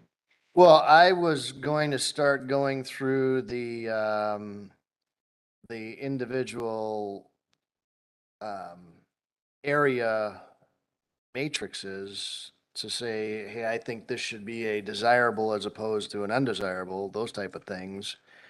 And that's as far as I wanted to get tonight, is go through those and see how everybody wanted to change these. I have specific little sketches on Rockfield, north of Rockfield Road, and different areas of, here I see it working this way, but I'm not sure if that's for tonight or those are best held off for implementation plans. Well, once we get the main map up, Yeah. we can take a look, because there has been discussion, and I go back to the one meeting that we had as a residential input, where there was a change requested for that environmental area, and how there was no industrial expansion beyond the road to the north of where there's currently manufacturing. I'll get it, just a second. Do you want to go through each and every one of those tonight? I don't have that many changes. I just, there's a Okay. couple of things that I want. I don't know what everybody else wants to change, but Okay. things that I've heard, things that I thought. For example, I'll just start at the top and you tell me if I'm getting too long-winded. You're too, oh. Let you get started. Sunbury Treetops neighborhood. Wouldn't change anything on there. Spaslin Park neighborhood. I have nothing changed on there. Altbauer Park. I questioned residential multifamily senior and category mixed-use commercial residential being undesirable. And thinking that it's already in the area. Why is it? Senior living is already in the area. And there's vacant land south on Division Road. Is there not, we don't want any more senior living in that area, or is it Are you talking about the blank land that's in front of Virginia Highlands? south of Virginia Highlands? Because Virginia Highlands is in a different district, but south of Virginia Highlands, this property here is vacant. Could we put more senior living down there? Should. Vision Road is along the bottom there? Division Road is the vertical road here. Oh, That's, it's that property. That's the, what's that? No, Division Road, I'm up by, the Gables. so you're before. Here we go. So Altbauer. So there's division. Yeah, that part where she's circling right now, you know, if we got senior living higher up there, would we be okay with senior living down there? We have senior living at the Gables, we have senior living at Virginia Highlands, we have senior living at Presbyterian. If you go a little bit further down Menominee Falls, you have senior living there as well. It's part of Allen's home, I think is there. And you go down to 145. So you're, I think at one time the village had put a hiatus on any additional senior living until we saw full impacts, which we're realizing today on the emergency services. Because there was a proposal in front of the Virginia Highlands for a 3-story senior living complex that was going to match the scope and size of the Gables. And this particular body turned it down. Yes, but the property there is accepting of senior living. However, we didn't want, I'll just paraphrase it, we didn't want any more at the time because we have so much. But senior living would go back there. Senior living could go there if we wanted to allow it. Yes, is that a fair statement? You're behind the one residential area. The ponds run back there, do they not? Or am I a little bit further, too far south? I think that's what I'm seeing there, the ponds. Right. So that's an environmental area. So you're really just talking about that area that's between ours. Wait, where's Old Farm? Here's Old Farm. So between Old Farm and Division. Or no, that's, what is that? It's hard to read. All right, I got to get a different map now.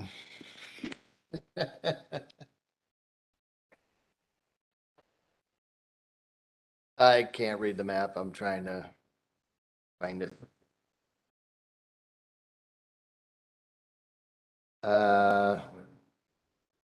Geez, I can't even read it on my phone.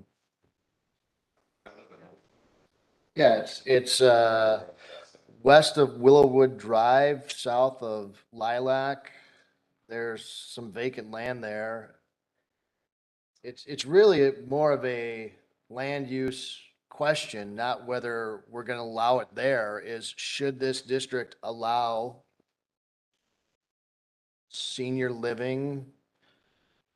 What was the category? Residential multifamily senior.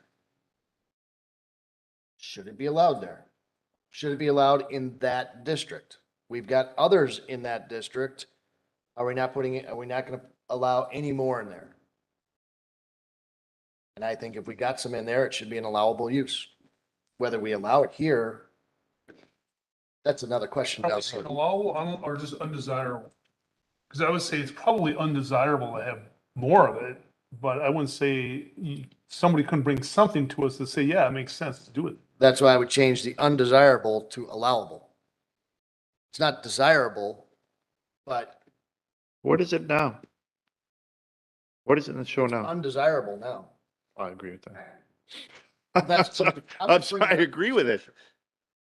If you guys think it's undesirable, I'm fine with that. What's your next one there?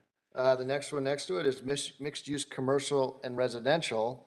And I put that on here specifically for the northeast corner of Vivian, which would be Pilgrim Road and Mequon Road. If something were to happen at that's this apartment complex. You know, if somebody wanted to redevelop that, would you allow some type of commercial unit there? Anything along Mequon Road, would I allow commercial along Mequon Road?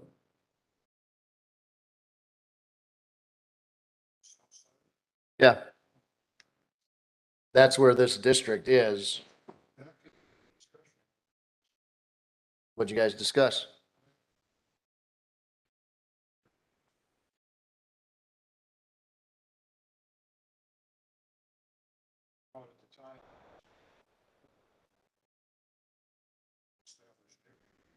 Well, it's an apartment complex. It's probably a, pretty full apartment complex. Answer can simply be no. No, we shouldn't consider it. Well, it's something to talk about Yeah. because you have the possibility of, development of commercial, which would be at that it's all part of that corner, or call it the four corners. Yeah. So are you saying you're allowing it on 3, but not the 4th? Now it's listed now as undesirable, or? It is now undesirable to have mixed-use commercial residential in the district. Simply because you're along Mequon Road. That opens it up for the whole district, not just that corner. But that's the way this plan works. Correct, I understand. So,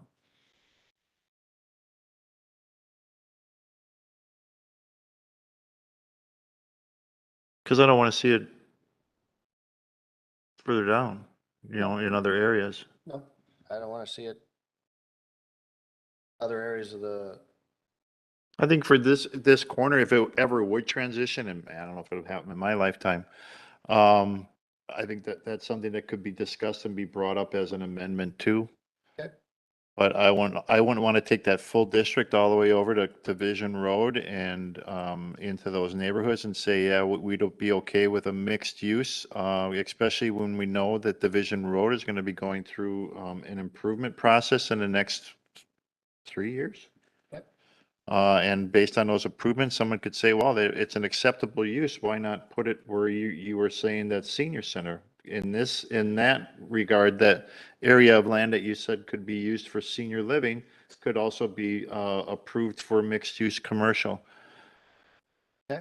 And in most cases, we're not looking to pull anything away from the commercial corridor we have now and put anything in competition for it. At least I'm not. I'm not going to say everybody. I'm just going to say, oh, I can only speak for myself, but so I wouldn't be in favor of starting anything on an opposite end of that district. So I say leave it as is. it's fine. Kinderberg neighborhood. Let's change that one. I'm just kidding. I'm just giving you a poke, Jen. Next door to it. You're across the street, yeah. Pilgrim Road has churches on it. There's some light residential business on there. There's a parcel on there on Pilgrim Road that could another church go on there? Could a school go on there? Could some institutional element go in there? Should institutional go to allowable from undesirable? What does it show in commercial? For commercial, that would be mixed-use commercial residential, mixed-use commercial industrial. Commercial includes activity centers is also undesirable. Okay. So we want nothing in this area except Residential? residential, single family, residential 2 and 4 families is allowable. Open space is desirable. And you're looking to change it for an allowable of institutional? An institution in the area, so that's why I got 2 churches in this zone. You do? Grandfathered in, but are you then looking for possible sites of future school? Because I don't think we would use it for institutional. A school in that area. Try again with the school, but that's, Oh, well, it all depends, That's- because they've said, we've heard, indications that they're looking at elementary school and how they're currently filled. Where's the school at? I don't, you're asking about the institutional. I'm just bouncing institutional possibilities off you and wondering what your feeling is. I'm not saying I'm in favor of it. I'm just asking that's what institutional would be. I'd rather see residential in that area personally. And I think everybody else that lives there would rather see residential in that area. See You got to speak into a microphone, Jan. You know the rules. There's a historical building on the north side of Donges Bay, just before the corner, that corner of Pilgrim and Donges Bay is treacherous. I wouldn't put anything high traffic Yeah, there. I and you don't know can't- if they're listed. Are they listed as an historical building or it is based on how it appears? No, I thought they got it. Okay. I haven't gone by and seen the sign, I- and I don't have a memory of what is all and what is not. I'll check into it. but, Okay. It would be on the wall out there And too. the school board owned the property just south of Kinderberg Park, and they sold it as a subdivision. And that was intended for a park or a school. So, but it failed as being a school in a referendum 3 times. So, South Country Air neighborhood, I wouldn't do anything different there. Prairie Glen. South End. See, that is currently zoned for existing is allowable. Residential single family is desirable. Residential 2 and 4 is allowable. Open space recreational is desirable.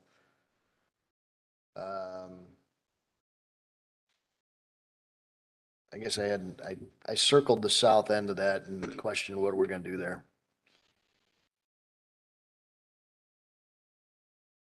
So, Where are you at, Emily? right there, Okay. that triangle. Yeah. I circled it as what are we gonna do there? But So before there's been a proposal for residential in that area and then it stopped. Yeah. Like after 2006. Mhm. And what's your question is, what, do you want to put anything in an additional or are you not comfortable with the way it's listed as what's usable and should something else be added there? Or should it just stay leave that district as all residential? well, based on what we're building on the other side of the street, Yep. I don't want to expand. I think the industrial as it is to the west is fine where it stops. It has a natural stop with the wetland in that area.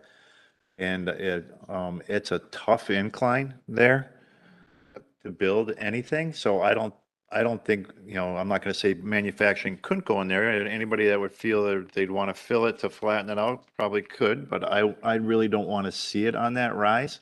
I'd rather see a residential as a buffer to what's to the north and as a consideration of what's to the east. Okay. Next one's Friedenfeld. And, I'm not,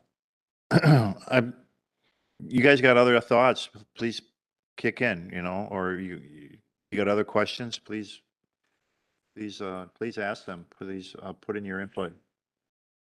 Friedenfeld is, Mequon and Wasaki Road, north of the business park. And we have discussed that yes, that corner. I question whether we would want to do 2-family or 4-family, just like we have on Country Air and Mequon Road on the northeast corner there.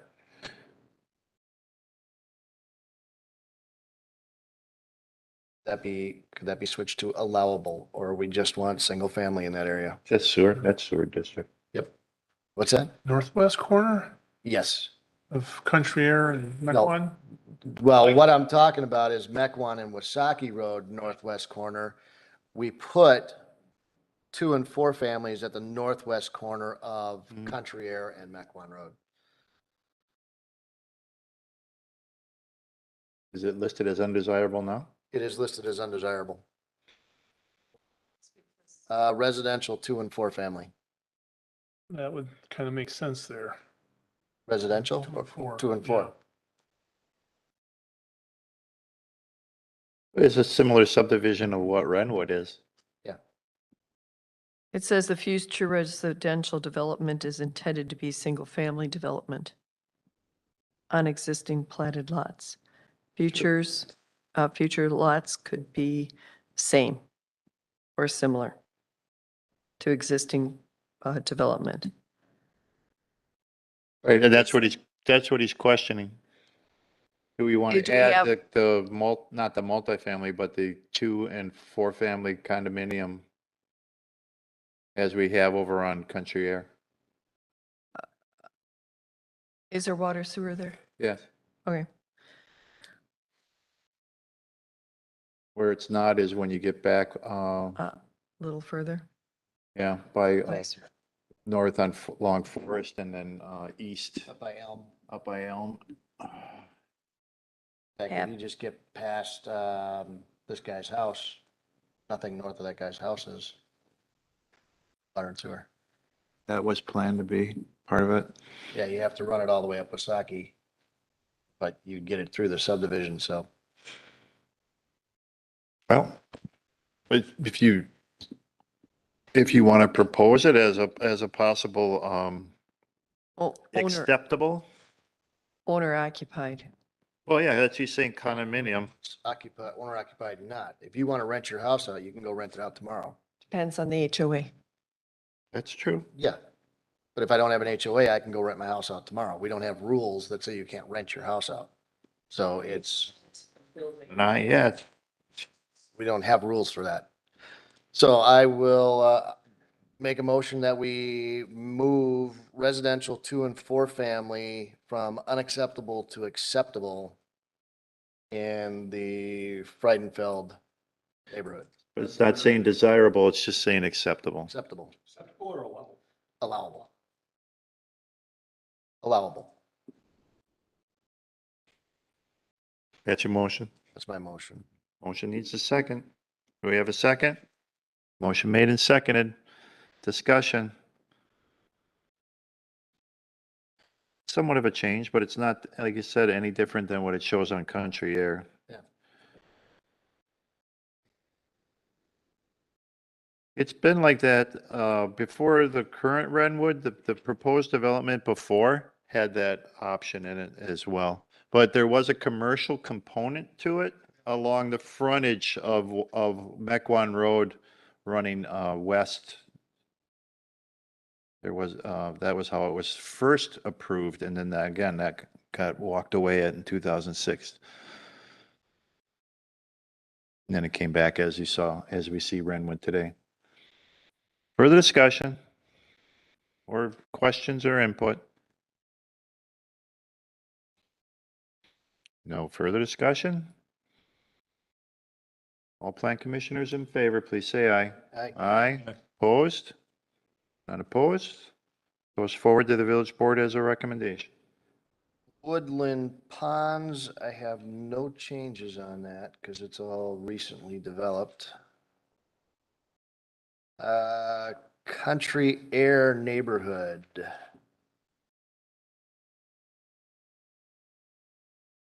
I have no changes for that area. MacArthur Kennedy neighborhood. That's pretty well established, so I have no changes for that area. Blackstone Creek. What does it show Yes. in that MacArthur Kennedy? Now, let me get my bearings here. It is existing uses are acceptable. Residential single family is desirable. Residential 2 and 4 is allowable. Open space. No, I'm back on MacArthur Kennedy How neighborhood. far does it go from to down 45? That district, let me see. Doesn't go to 41, 145. So then that becomes part of the Central downtown. business. Okay, got it. Go ahead. Okay, so nothing in MacArthur Kennedy. Blackstone Creek, recently developed. I have nothing there. I think that's all developed out. It's really just Blackstone Creek and the high school is what's there. So, and no comments about that. Then it's Goldenthal Homestead. Is that supposed to be Goldendale? Goldenthal? I guess the old, what the old village was back then. Oh.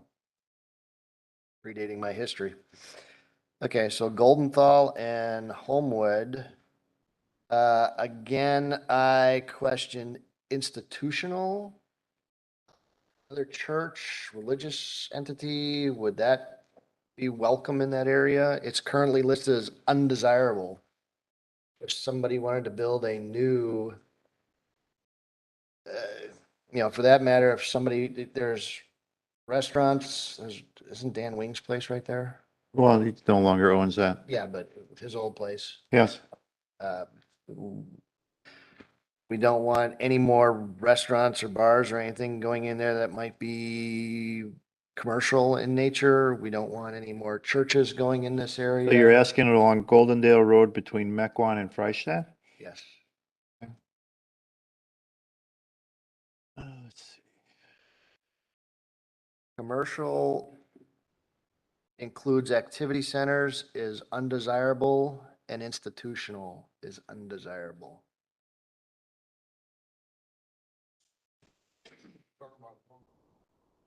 Yes. Yeah. You got, you also have Keller's office building at Goldendale and not Goldendale, with the curb in Goldendale. Yeah. So I focused on Goldendale and should other stuff be allowed there? What's acceptable? Acceptable is existing and 2 and 4 family residential. Otherwise, it is residential, single family is desirable and open space is desirable.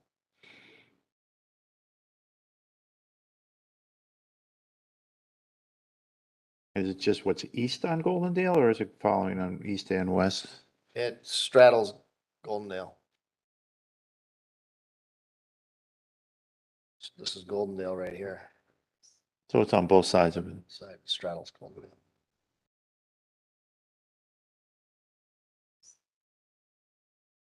Although you got the caveat of existing uses are allowable, so there's institutional and commercial is existing. So does that mean I can do those two, or that means they're allowed but nobody else is?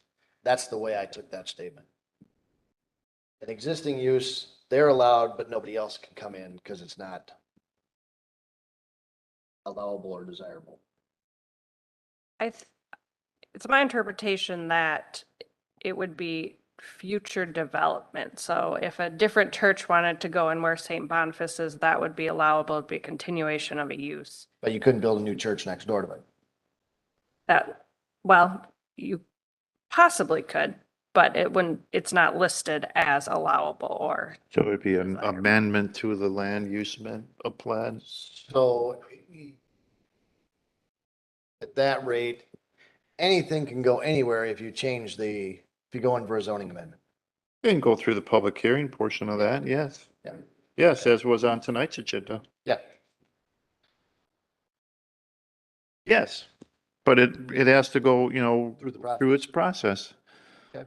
But what this is showing possible developers is that, based on what we have in that area or what we've heard from residents that are impacted by that area, this is what we would like to see or have seen develop in there so far.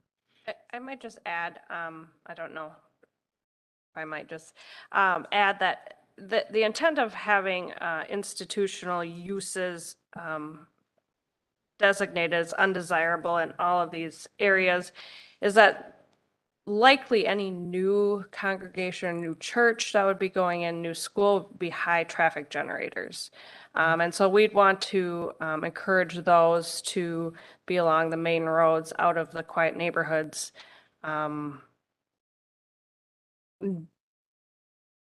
Goldendale is a main road. There's a block of the center of this section that is away from neighborhoods. I just wanted to share the, I think the kind of the idea behind trying to push those high traffic generating uses toward the more main roads, towards the commercial areas, rather than near the residential. And just a side note, that is, it has a couple of secondary environmental corridors, and it also has Homestead Hollow County Park running through there. Sure.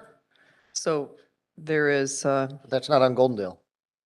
not on Goldendale, but it's contained within the perimeter The area. area. Yeah. I'm looking at the stuff that's not in Homestead Hollow Park and stuff that's not in the corridor. Say, Emily? Got a question procedurally. I mean, right now, the current 2020 land use map, it's lot by lot, right? How would you see any amendments to this happen if this 2050 plan is adopted using these neighborhoods district corridors? Procedurally, if somebody came in with an undesirable development and the plan commission and the village board wanted to make that happen, what would have to be done? Would the neighborhood district corridor chart have to change for that? And if so, like what was mentioned earlier, would that change it for the entire neighborhood? So currently undesirable is defined as the uses that should not be encouraged but may still be acceptable for the area under special circumstances. So generally, if someone came in, we wouldn't say looking for a site for a new institutional use. In this neighborhood, we wouldn't direct them to this neighborhood. If there's like a particular parcel that they really want to develop on, knowing that it's listed as undesirable, but they have a lot of reasons and a lot of improvements they're going to make to the property, then the Plan Commission Village Board could make a special exception for that. That's the way it's written now. But it would just be to that piece of property. It wouldn't change the whole district. If we Well, would- it would if- still remain as undesirable in the entire district. Right, but on that piece of property, based on the public hearings and whatever conditional use would be required to approve it, it would only apply to that piece of property. Okay. But you could potentially in the future change undesirable, allowable, whatever in each of those neighborhood district corridors. Yes, so an amendment could be proposed to the future land use tables Yeah. that would allow or change that designation, yes.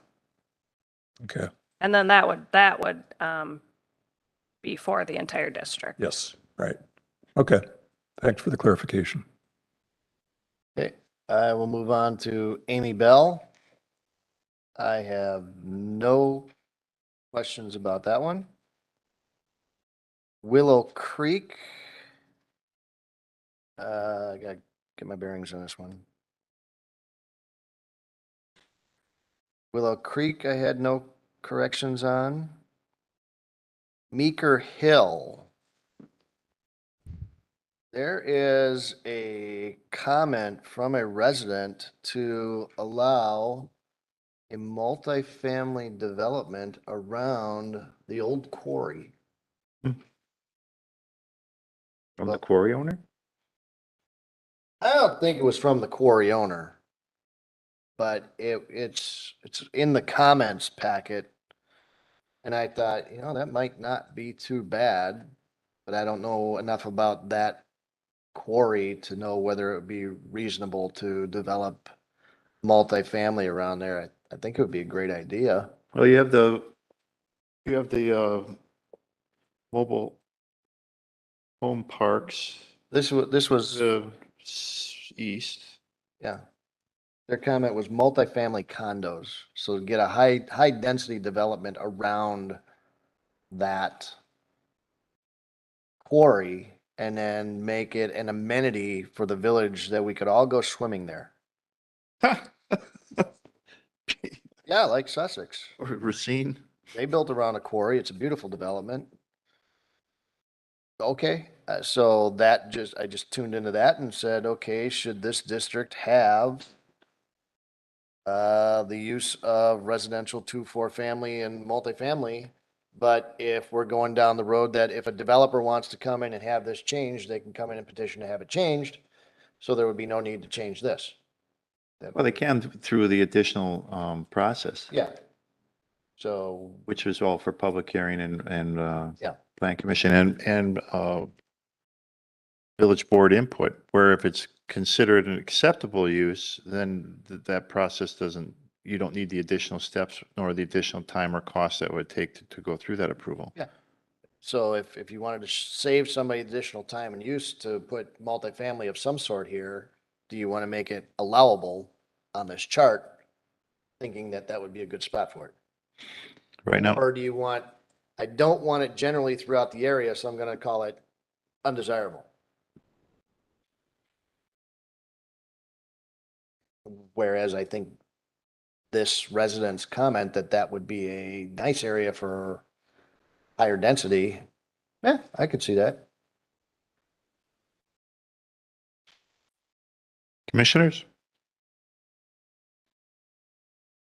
And that is something that could potentially be ironed out when we go back and do the more detailed neighborhood plans. Okay. So that would be If, an the if implementation measure.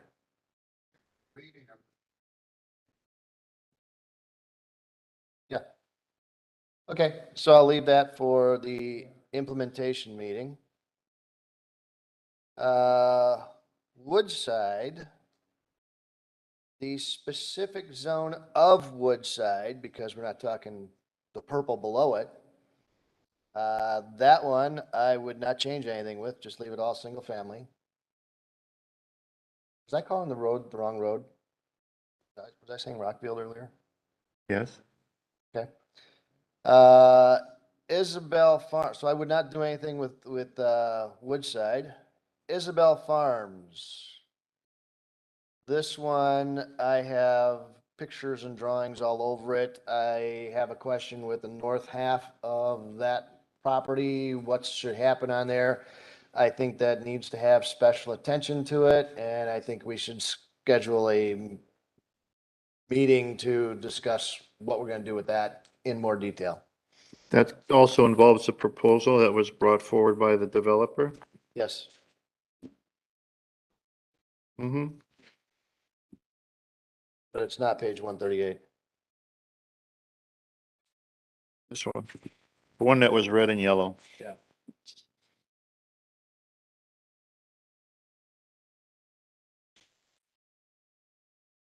So I would like to establish a time to start a meeting on that, an implementation meeting, to get into the details of that one.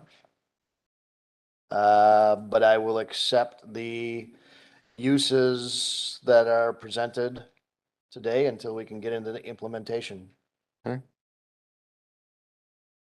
Next one I got is Lover's Lane neighborhood.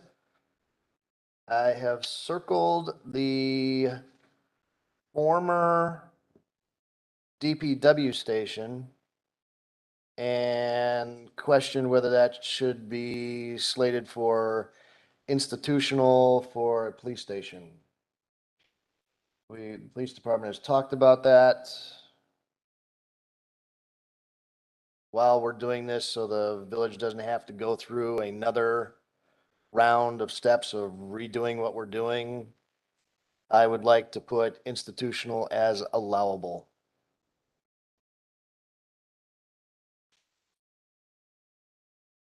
Yeah, I'm proud. I make a motion to do that. Motion made and seconded. Discussion. Right now it's listed as undesirable. It's listed as undesirable. What about light industrial manufacturing is also undesirable? Industrial is undesirable. Commercial industrial is undesirable. Okay, I agree with that. commercial activity center is undesirable. The only thing that's desirable in this district is residential, single family, open space, and agricultural. Right, we already own the property, so I could see it being reused as some sort of institutional for our purpose, whether it be a police station or a public safety building. Correct. So we want to make that one specific property or encourage the reuse of it.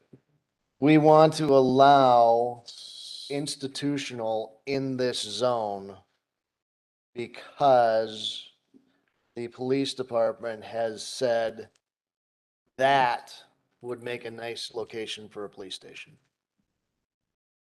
What about the rest of the zone though? I mean, we want to encourage it and the rest, aren't we saying that we want to encourage it for the rest of the zone? Whereas that one exceptional property would make is, again, you can leave it as undesirable, like a police department comes to us, yeah, it makes sense, let's do it there.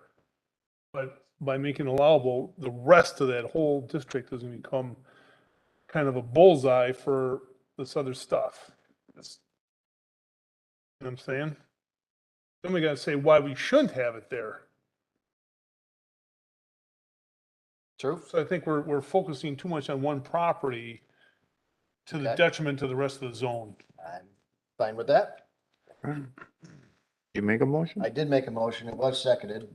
Okay, further discussion? No further discussion? All those in favor, please say aye. Aye. All against? Aye. Aye. Against, raise your hands. 1, 2, 3, 4. Motion fails. Okay. Dinesville. That is single-family residential. I have no problems with that right now. Willow Creek Business Park. I've got a lot of pictures on that, a lot of sketches, I would like to set up a meeting for having that neighborhood meeting. And I will accept the uses as currently slated for now, until that meeting is over with. Mhm. That Uh, area will be in big discussion points. yes. For village board as well, I'm sure. Yeah, Germantown Business Park. On Neck Glen Road. Yep, that's mainly built out, so I have no problem with, Does that go along 145? no. No, it's this part over here. It goes east of Victory Center. Does it go on the other side of Country Air and along 145 at all? No, So, it goes there, let me see it. right there. There's Country Air here. Mhm. This is 145. Okay. So it's over here. All right, got it. I think that's mostly built out, so I wouldn't change anything on there.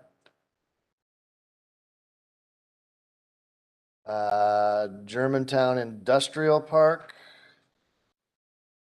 I have no problems with what we've got going on there. Holy Hill Gateway, I got all kinds of stuff on that one, so I would like to schedule that meeting. And I will just accept what's on there until we have that meeting.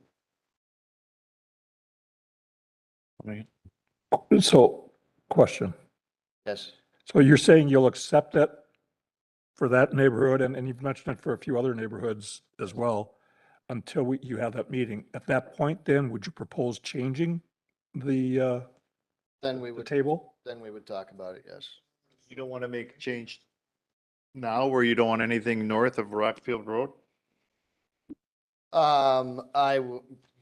My notes are that residential single family is acceptable, residential two family is acceptable, residential multifamily senior is acceptable. Virtually, what I heard the residents, what I heard in the discussions was residential on the north side of Rockfield is preferred. Mhm. I have indicated that small commercial is preferred with one heck of a buffer between the residential and that. We've talked about multiple different things along 4145. So my sketch shows that as redevelopment as commercial mixed use. I'm much like the residents, I'm done with the big boxes, but But you're going with your residential, with your mixed use, that's going from Rockfield south down to Holy Hill? along. Not going 40 north of Rockfield, Along 41. No, it was south of Rockfield. right? Yeah. Then what do we do north of Rockfield on the interstate? Do we put some other type of mixed use there with a buffer between them and Woodside neighborhood? I'm accepting of smaller industrial east of Country Air, but very limited, and another buffer going in. I need a lot of buffers in this area from Air. one residential area to the other. What's that? What do you mean by country air? Goldendale, I mean. Oh, okay. I got my road wrong.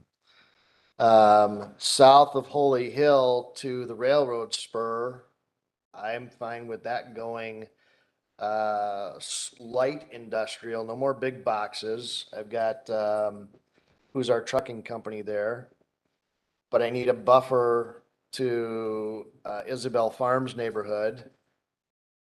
So I can accept a lot of stuff in this area, but it's got to be master planned, and you need to work with the residents on what's going to be acceptable and how it's going to be done. Right now, it's showing that district up north of Rockfield, does it not? What district? Yeah, we go all the way to the north end of Woodside with the purple and half on the west side of it and halfway through it on the east side. But why wouldn't you extend the Woodside to the freeway all the way over to Well, Goldendale? that's what I've got is an arrow saying extend Woodside toward the interstate, but not all the way to it because you don't want to put residential up against the interstate. And I also say extend Woodside east to pick up that little chunk of purple. Right, Yeah. but with that, then you would have its own set of what's acceptable, what's not acceptable. And it wouldn't be your light industrial or manufacturing, which is now in that color range. Yeah. To the east and west of that. So Woodside could be changed to expand it. So it could be more single-family residential. But I gotta have some type of a buffer on the south end of that whole thing between this industrial, if it's gonna be industrial, or do we allow single-family in there? And I remember that gentleman coming in and we talked him out of his building a single-family home on 20 acres because Well, we asked him to make sure he knew what was happening around it. yeah. So I've changed virtually everything to allowable. Why don't you, and you don't want to start by taking Woodside to east and, or expand this to match up to Woodside, Yeah, this understand that. across, which is, Take the rural corridor down to the southern end of Woodside neighborhood. yeah. That's what I'd be open to. Okay. So that's a change to the color plan. Mhm. East of the Woodside neighborhood, bring the rural preservation district down to align with the southern border of the Woodside neighborhood. Yeah, Okay, that's my motion. that's your motion. Do we have a second? Understand what I'm doing? Just add that handle to the hatchet or machete. Changing that to green. Do we have a second? Do we? I'll second it. Okay, motion made and seconded, discussion. Basically starting off by squaring off. You're not expanding the wood side, you're taking the environmental down. Or what is it called? It's not called the environmental, what's it called? Preservation. Rural preservation, that's what it's called. Okay, and further discussion or questions? Question, couldn't you just take it and make it yellow over to Dinesville? Just make it a big chunk? Like this? Could, but when we had the meeting, everyone wanted it green, Or green, just right? make They it didn't green. want it where it was right now for manufacturing. They would prefer to take the environmental corridors across. Right. Whatever that map said. That's what most of the maps showed. People drew a straight line across. I'd have to look at it. Okay. Oh, It's page 378.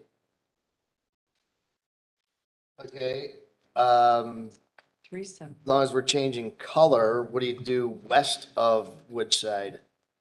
Well, you want discussion and planning on that portion because of, you don't want to bring the neighborhood all the way over to, The interstate. the interstate, but at the very least, you could take the green there too if you wanted to. What's acceptable? Tell me what's acceptable and, probably nothing. Oh, what's acceptable? That's it? No, in the, environmental. Oh, in the rural Yeah, preservation. rural district. preservation.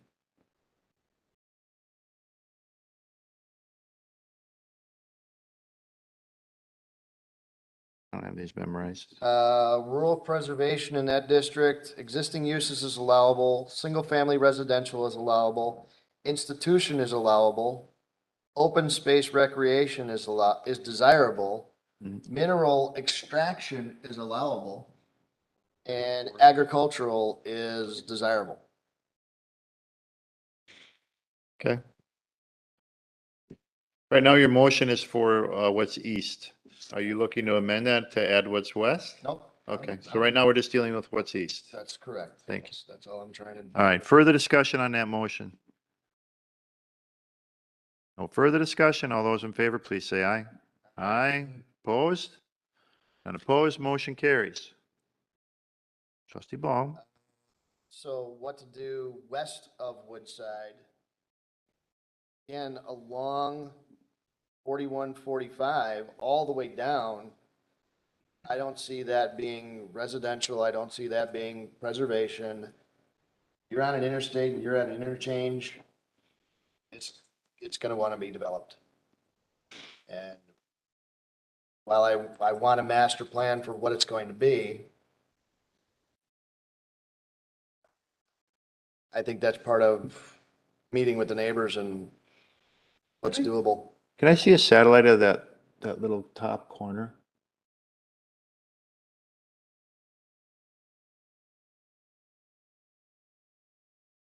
That is we have the storage facility there, we have the porn shop there, we have the tattoo parlor there. God, you're in all kinds of business, aren't you? I know where stuff is at. Lived here all my life. I'm not afraid. Yeah, the lingerie shop. Yeah. That's an acceptable use? Currently it's in the purple. Right. And in the purple, I am allowed to have, allowable is commercial and existing uses are allowable. And a preservation is not? Preservation, it is commercial, no, commercial is not allowed in the preservation area. There. Okay. Okay. All right, I think if it needs further discussion. Yeah, that's why I said I'd like to start having the meetings on that, but I'll accept. I'm not looking for it to be industrial up in that area. Anything out north of Brockfield, I would not I would not approve, nor would want. No, but I wouldn't take the residential all the way to the interstate either. So there's got to be a transition piece there. You know, whatever's going down along the interstate, can I take it up to Bunnywell Road? Mm-hmm. Okay. Okay, Omega Hills, that area, So the dump area. yeah. I just cut out mineral extraction. I don't know if that's be or not. It's allowable. Yeah, I mean, Well, they're kind of doing it already with the methane mining, aren't they? Yeah, I guess. mineral, it's a gas, garbage. So I, Does it show recreational? Because it's going to be a ski hill. that was mentioned, yes, and, yes, open space recreational is acceptable in that area. Good. Single-family residential is undesirable, though. The village center, I would accept the plan, the, preferred land uses as presented, but I would start working on a implementation plan as soon as we can. So let's schedule that meeting as well. How many is that for? How many total have you requested for that? 4? For this area? No. For all other areas that you said the same thing. More that I want Okay. meetings for. But, I'm working towards approving something as opposed to tabling this. The next one I've got is, Excuse me, just on that village, are you still talking about the village center? Can? Melanie, what Yeah. would you like? Sorry? Go ahead. Okay, just on the flooding part, are we really serious about leaving that red? I mean, it just doesn't seem like it's As part of, you mean as part of the golf course? Yeah, I mean, it just seems like it's not very developable. I think we're leaving it red because it could be used for low impact not residential, but recreational. Okay. And we're trying to define an area, and that kind of comes up along River Lane, so it kind of, I don't know, fills a map, I guess. Okay. you've got the recycling center that's right along there as well.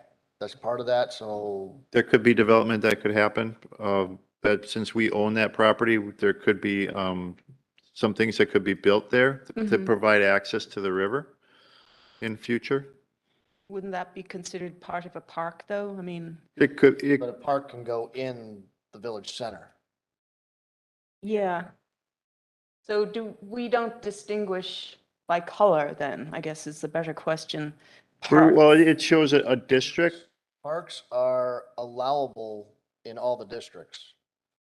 Okay. A open space recreational is desirable in the village center. Right. Okay. For that reason, because of where it is in proximity to the river and the property that we own in proximity to that. Okay. As possible recreational facility. Once the other Department of Public Works facility is built and has its recycling center located there, where Yeah. people will then bring their branches and trees and leaves and such, it will be no longer at the end of Division Road. It'll be then over on Wasaki and Donjas Bay. Right. Got it. So then we can look at options of what we would like to do with that property. And since we already own it, I don't think we're looking to sell it to a developer. I think we would look at it for a way to expand the park or provide access to the river because it really is a good place for that. I think more desirable than in any area around Schoenlofen. Schoenlofen's a tough area to try to get access to the river on. It's muddy.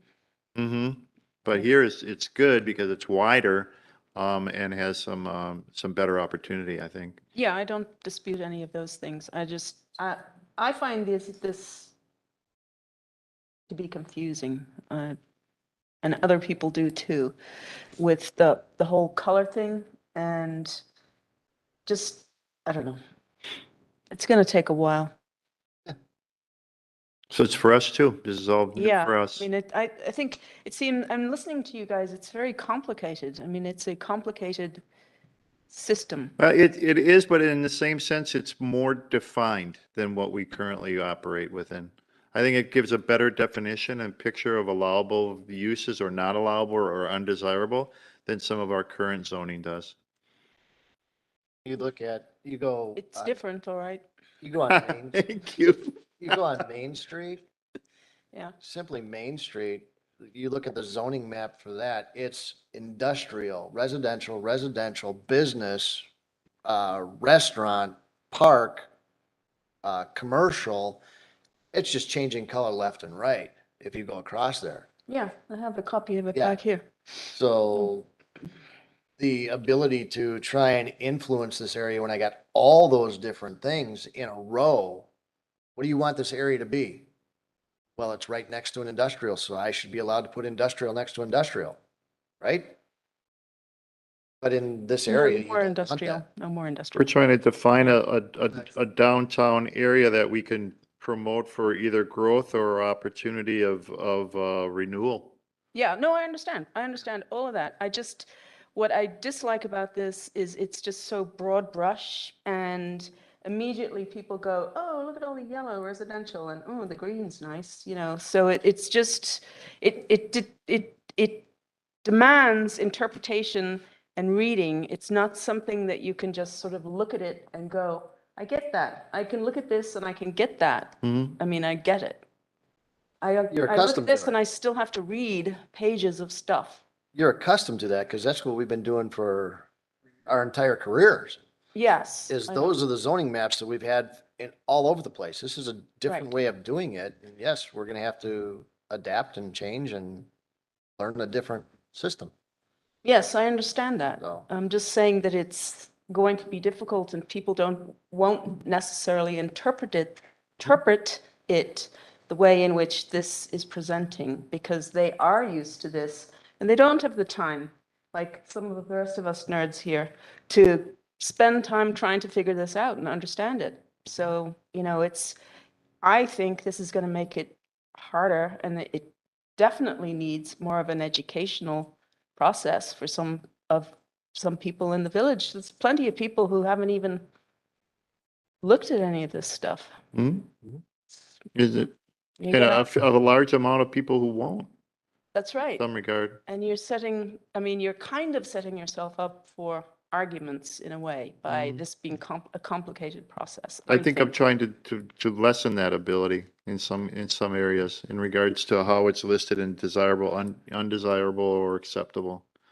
I can look at it both ways, and I understand your point. Yeah. And then when I look at it on the other side, I'm saying, well, I'm actually more defined, and I gives us as village planners the ability to deny some developments based on what's listed here, where now we have to look at, okay, the surrounding areas, and we don't feel it's acceptable because there's nothing really here before that, and it can't be opinionated in the sense of I don't like it. It's got to be why we don't feel it's acceptable or why we don't feel it's a good use for this area, where I already have 6 things listed as to what we don't like about it. Yeah. As a starting point, rather than having to come up with why I don't like this type of development here.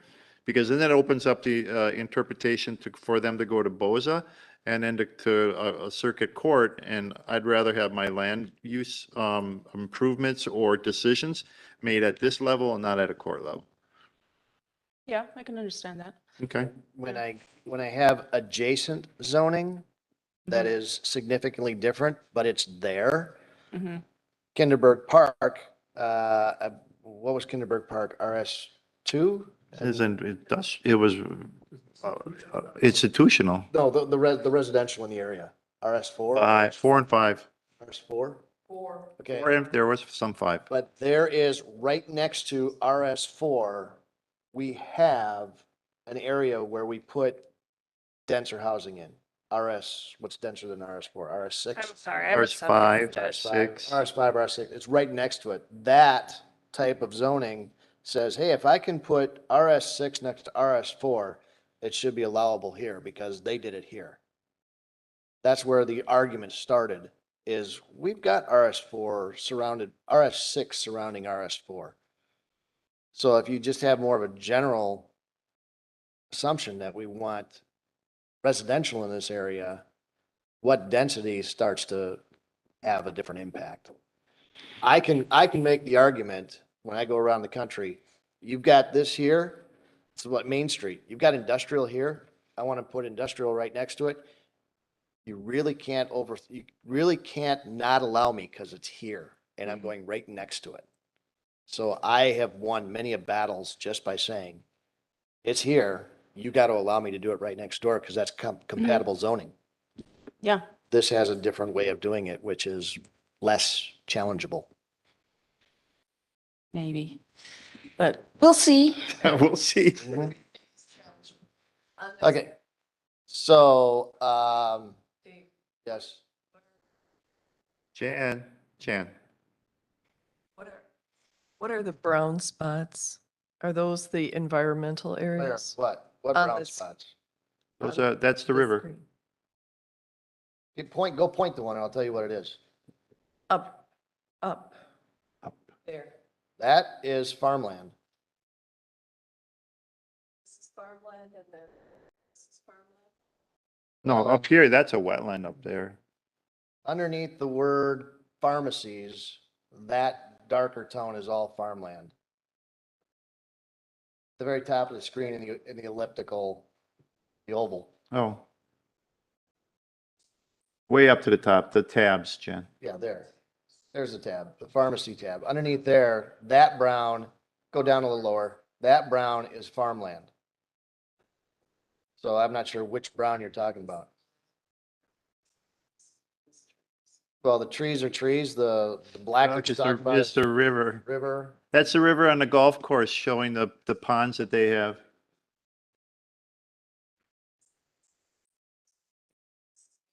Yes.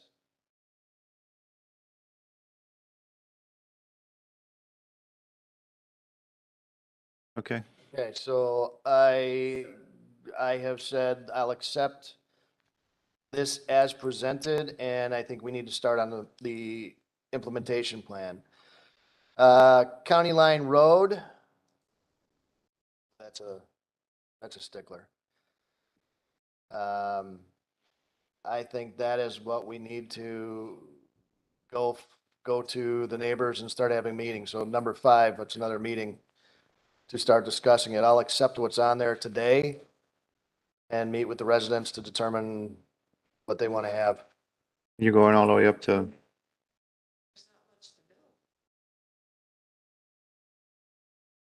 County Line Road District, that goes all the way to Lannon and County Line.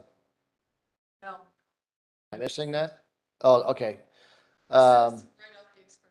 Okay, that one I'll just accept as is. That one it is what it is. Fine with what it is. I was thinking Willow Park. No.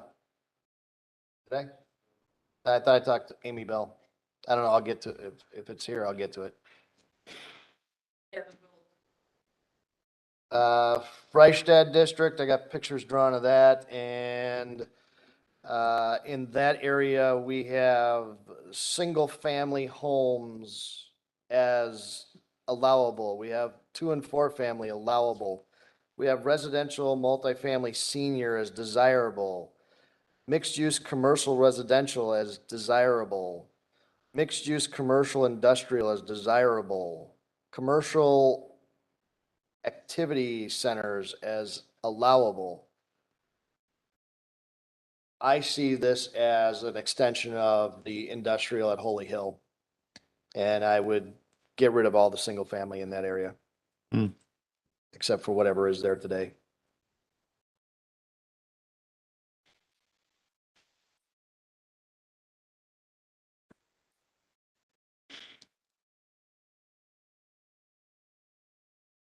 I don't know, I'm not, you could have single family on the west side of the freeway. Okay? That's been proposed Should- twice already. Should then Meeker Road go up to that little triangle? Probably, as part of that discussion. Are you accepting Meeker Road as it's established? Yeah, that's the one with the multifamily around the quarry. That was that discussion. Yeah, that could be, it's been proposed twice for single family homes. So I would It needs change, sewer and water, but it, I would change the Freistadt district to have that triangle west of 145 or 4145 add that triangle down to Meeker Road, Meeker Hill neighborhood. Good hell, yeah. That's a motion. That's a motion. I'll second that. Motion made and seconded. Discussion. Everybody know where we're at? Yeah, I think that's gonna end up being single family just based on what's been proposed and the discussions with the landowner that we've had in the past. Yeah. Okay. So then it goes back to Freistadt. Is that an extension of the Holy Hill Industrial and it being lighter industrial than Holy Hill? Well, let's take up your motion and then we can discuss that Oh, okay. after. Any further discussion on the motion? Further discussion? All those in favor, please say aye. Aye. Aye. Opposed? None opposed, motion carries. Now you can ask. Okay, south of the Holy Hill Industrial Park, the Freistadt District, should that be an extension of the industrial area with small industrial buildings, not the large big boxes? I've got a business on the very south end, Germantown Mutual Insurance Company. I've got David Frank. J. Frank's there. This is the area that was subject to the water main going through. I think it is more suitable for industrial than it is for residential. I wouldn't want to take it all the way over to Goldendale Road, though. Yeah, how far does it go right now, or what was? It goes to Goldendale. That's probably why it was kept like that, because of and at the possibility of what was listed. I mean, I can see it as a possibility, some commercial or small light industrial from Holy Hill down to Freistadt Road along the freeway.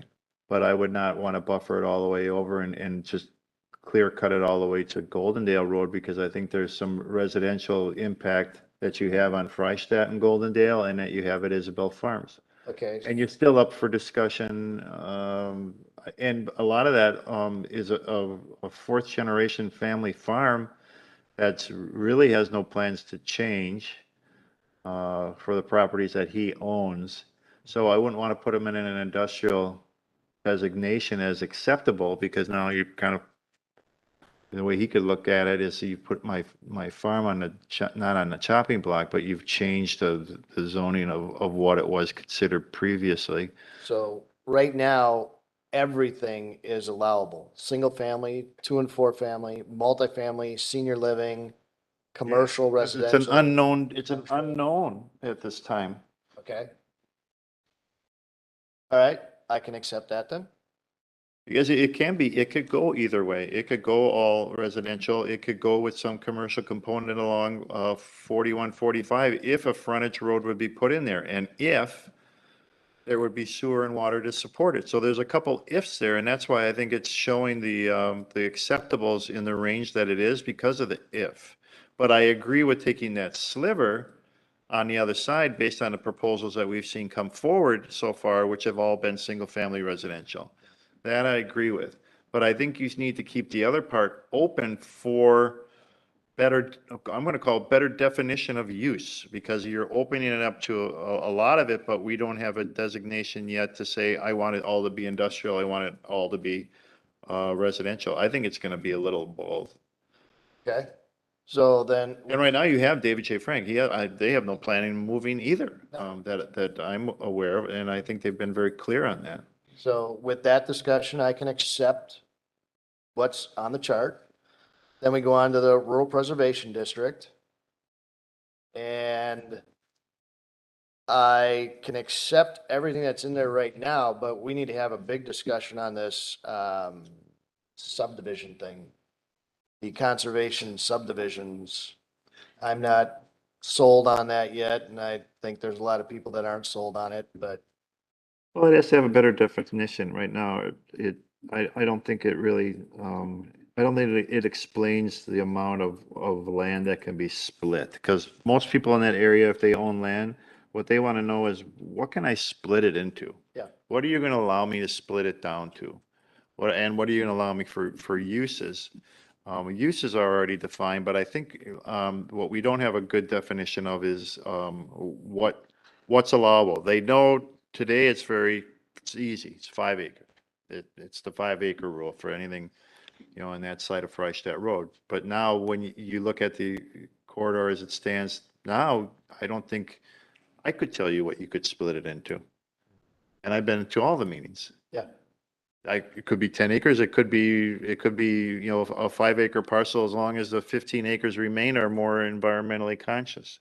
All right, that sounds confusing in itself. So I can accept what's here, but I think we need to have discussions about it. Question, Melanie? Well, just two comments. One on the previous Freistadt.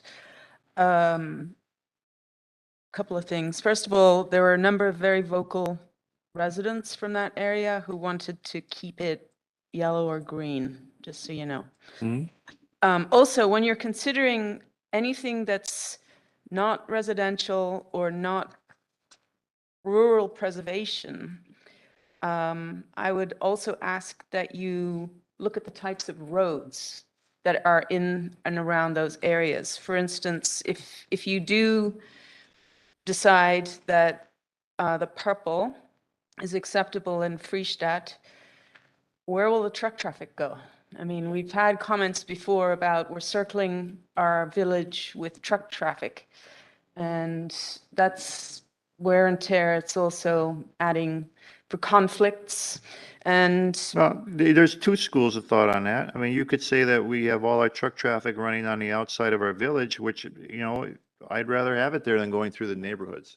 Or the more heavily dense neighborhoods. And right now, it's all on the outskirts yeah, as access to whatever roads they need, whether it be 41, 45, or using some of the bigger roads. We understand, I think, the impact of Goldendale and trying to relieve Goldendale of traffic because of what is down in residential and also church and school on Freistadt and Goldendale. So a way to alleviate some of that truck traffic has been discussed in multiple ways, whether it be a frontage that runs along the 41, 45, or to keep pushing on the state to allow some sort of often on interchange on Freistadt Road off of 41, 45 that would also alleviate the traffic that needs to get up to Holy Hill to get onto the freeway. If they have another access down here, then you're going to cut that traffic in half of what's going to want to go up Goldendale or over to get onto 41, 45 because they'll have that access right there on Freistadt Road. So there's been several discussions on what types of road need to be put in there, but we understand, I think, at least this plan commission does, of the traffic needs of getting it lessened on Goldendale Road. yeah, getting it lessened on Goldendale Road. And also not being charged by the state if they put extra infrastructure in won't that happen? I mean, if they choose that Holy Hill Road needs a strong emphasis on rebuilding or reconstruction of call it a roundabout before you get to the interchange. I mean, you see those, you have it over on 145. Was there 4 of them, 5 of them? I don't know, Yeah. whatever it is. Slow. But they could say down the road, based on traffic that's in that area, that the improvements are needed to be made, and then those improvements will have to be shared in cost by Richfield and Germantown. It's very possible. In fact, they've made some ventures towards that already. And again, that reinforces my argument of Freistadt Road. Why put it all on one when you could lessen it off of by cutting some of it off on Freistadt Road? Sure. About that, I want to just address your Freistadt Road idea. When I talked to the guy at the DOT, and I can't remember his name, I can look it up and I find it, but he told me, he said they had discussions already with somebody in the village, or maybe this was years ago. He said they will not do that. I don't, I think just it think depends no. who's in charge and who you're talking to, because if you can talk to the people at Waukesha office, and they're not always in tune or talking the same thing or saying the same thing as the people from the state office. Yeah, So this was- it all depends This was in on Madison. who they see as their oversight. Yeah, no, this was a guy from Madison. Mm-hmm. He said, not happening. Because I said, why don't they do that? And he They said, we're should. not doing it. I don't give it up on one guy. Because that's what, you know, that's why we have our state senators, that's why we have our assembly people. It would take traffic away from the Holy Hill interchange, Yeah. and it's crazy down there. Right, and it would And I take it think off they of continue to look Goldendale. at it, But they're saying, nope, Originally, it too much was money. All your stuff coming off of TIF 3 would be accessed there and would not Right. need to go up to Goldendale to get up Yeah, to they're 41, just saying 45. the Or go cost. down to Mequon. Yeah. Originally, it was stated as too close.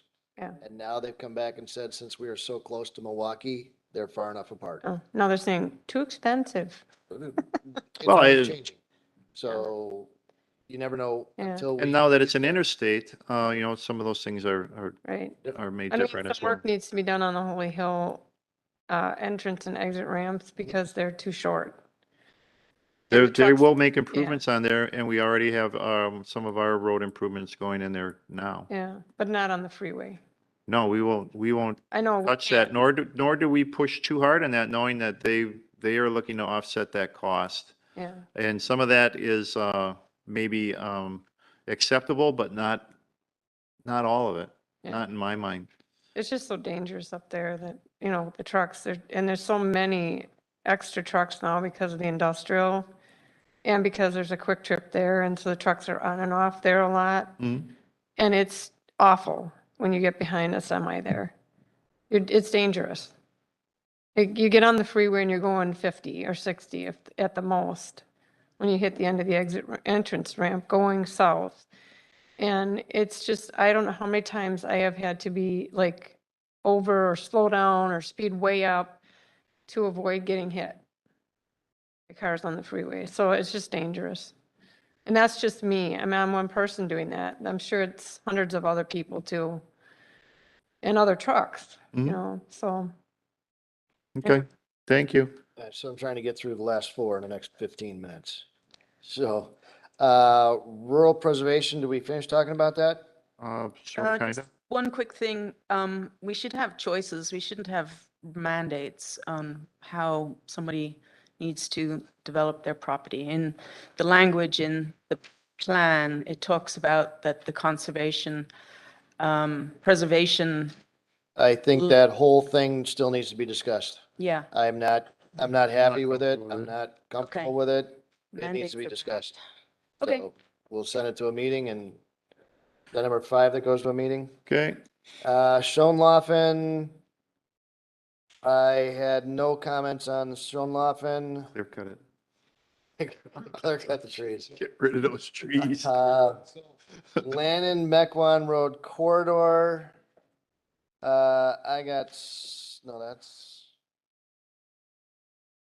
I got nothing on there except single family.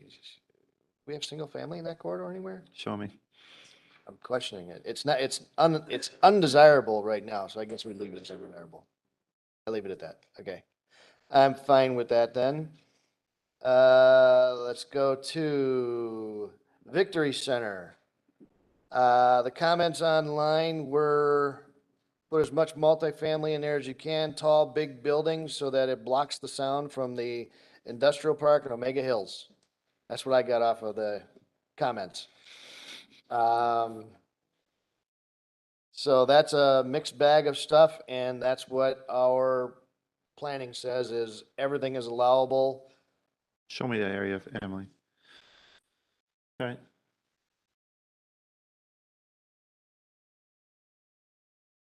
Oh, I see it. Okay, got it. Yeah, we've had all kinds of things going on there, and some can make it, some can't make it. Some get approved. Where it says Sterling there, that was proposed for a multifamily thing. I'm not sure where that's going, if that's the right. We keep hearing it's gonna come forward. Yeah. For, like 55 and older. But I don't know, they never show us a plan, so I don't have anything formal. They brought a plan to the table meeting, Mm-hmm. and they showed me their ideas there. I think they've come here once too for, And it, yeah. Yeah. Yeah, Yep. and it didn't go over too well. Well, we haven't seen anything and they can, they can come forward at any time and schedule themselves to be put on plan commission and we keep hearing that it's coming. But so far we haven't seen anything official nor an application. Okay, so that is all the districts.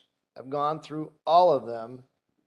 And it appears that we have all the, with the exception of a few, 5 of them, that I said I'll accept what's there now, but we need to start having implementation meetings. So am I at a point where I can say I can approve the land use portion of this plan? I know there's other parts we have to go through, goals and whatnot, but that's not plan commission's oversight.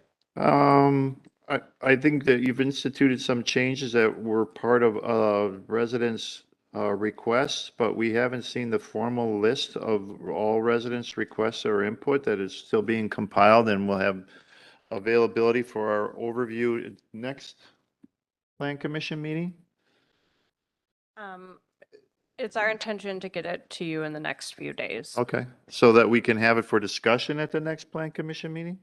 So that, yeah, so that we would be able to discuss some of the ideas on there So- on the 22nd. I don't, what I don't understand is in your question, and maybe you can bring some clarity to me for it, is to approve the land use portion of the resolution. I think it's the resolution and not this portion of it or that portion of it, as it's stated under new business. I don't think we can break it up. I gotta go back to that.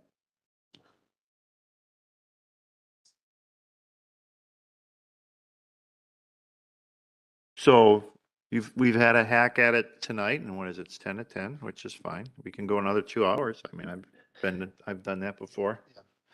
Or you can say, based on where we're at, we can bring those forward. We can see what those look like because they'll be making those changes to the map and show them because they've been, as part of the plan commission recommendation.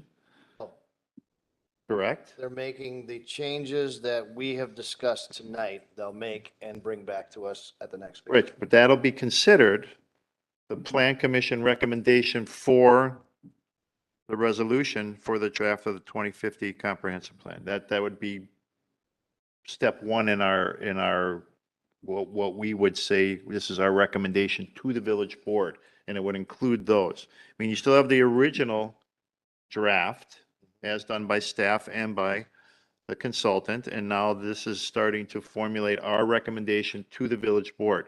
They can choose, the village board can choose to go back to the draft and not use our recommendation if that's what they choose, or incorporate what we've recommended or take some things out or change if that's what they choose as a village board, or accept what we've recommended and then add some things to it as well. Other changes or other items that they feel are important that the plan commission didn't incorporate. Okay, so then, So I think that if you're asking where we go from here, I think that it's best, unless you want to go more, I'm more than welcome. You can take what you've done so far and then table it, postpone it postpone. until the next plan commission meeting, which will be that August 22nd. August 22nd. Okay, I'll make a motion that we postpone action on this until the next plan commission meeting on the 22nd. Motion made and seconded. Discussion or questions? I'm still a little bit confused. Okay. When does the implementation plan part of it kick in? Before or after we approve the resolution? Most of the times, the village planner has said after. So is that okay, David, with what you were talking about as far as Yeah, holding, me, yeah. holding these meetings after Right. the but resolution? It is- can be changed. We could say, you could think about it before the next meeting and say, I don't like that. I think that some of that should be worked out now. You know, or you could say that's fine, and maybe the village board will say, you know, I don't like that. And I think we should get some of that firmed up now. But, you know, we create our plan and recommend it, and then they can change it however they like. It's a starting point. This is a working document that's going to change throughout the next 30 years. But this is a starting point, and we accept what we have today. And then, Flesh okay, out the details. we're gonna flesh out the details of this area. The Holy Hill Business Park. We're gonna flesh out and we're gonna draw sketches of what really needs to be in there. And then we can adopt that and recommend that the village adopt that. As part of the change to the as part of plan. Change to the overall plan. Seems like we're spending a lot of time on a few areas and not much time on other areas. And are we just spending the right amount of time overall on this? Well, just in general, why don't we just approve it as it is right now, and then we'll continue to amend it? And that's what I'm trying to That get. could be done. Yeah. Anybody? I don't think we're going to have highly detailed stuff in this plan for extended period of time, because what's happening at Holy Hill Road, I've been screaming since the beginning of this, that I want a master plan for the area. I want to get to that level.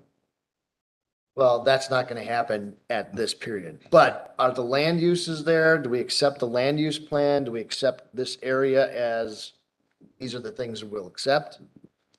I'm fine with that, knowing that we're going to go through and get into it in detail. That's just me. Mr. Some areas, it's residential. It is, nothing is going to happen Right. there Oh, until yeah, we start tearing down entire I agree. buildings and houses. Yeah, I agree. So there's no reason to spend time on them. Right. That's why I breezed through them. Yep. Oh, the heavy urban areas. Mr. Heffley. It still sounds like we are predicating everything on this plan based upon one element of the plan, which is land use. It's all about land use. I understand I'm in front of the planning commission and we plan for the future of the village. I get that, okay? All I'm hearing is land use, land use, land use, and I'm hearing from a very experienced person in Mr. Baum, who's extremely experienced. He does this for a living. Melanie Smythe, who does this for a living, who has a business, who knows more than all of us.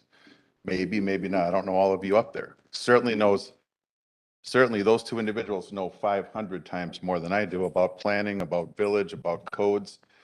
A lot of experience up there on the board, okay? I go back and say the same things, and I don't think I've changed my message. Why are we in a hurry for a 2050 plan? It is 2022. That's 28 years from now, right? We got to start somewhere. We are starting somewhere. We have a plan.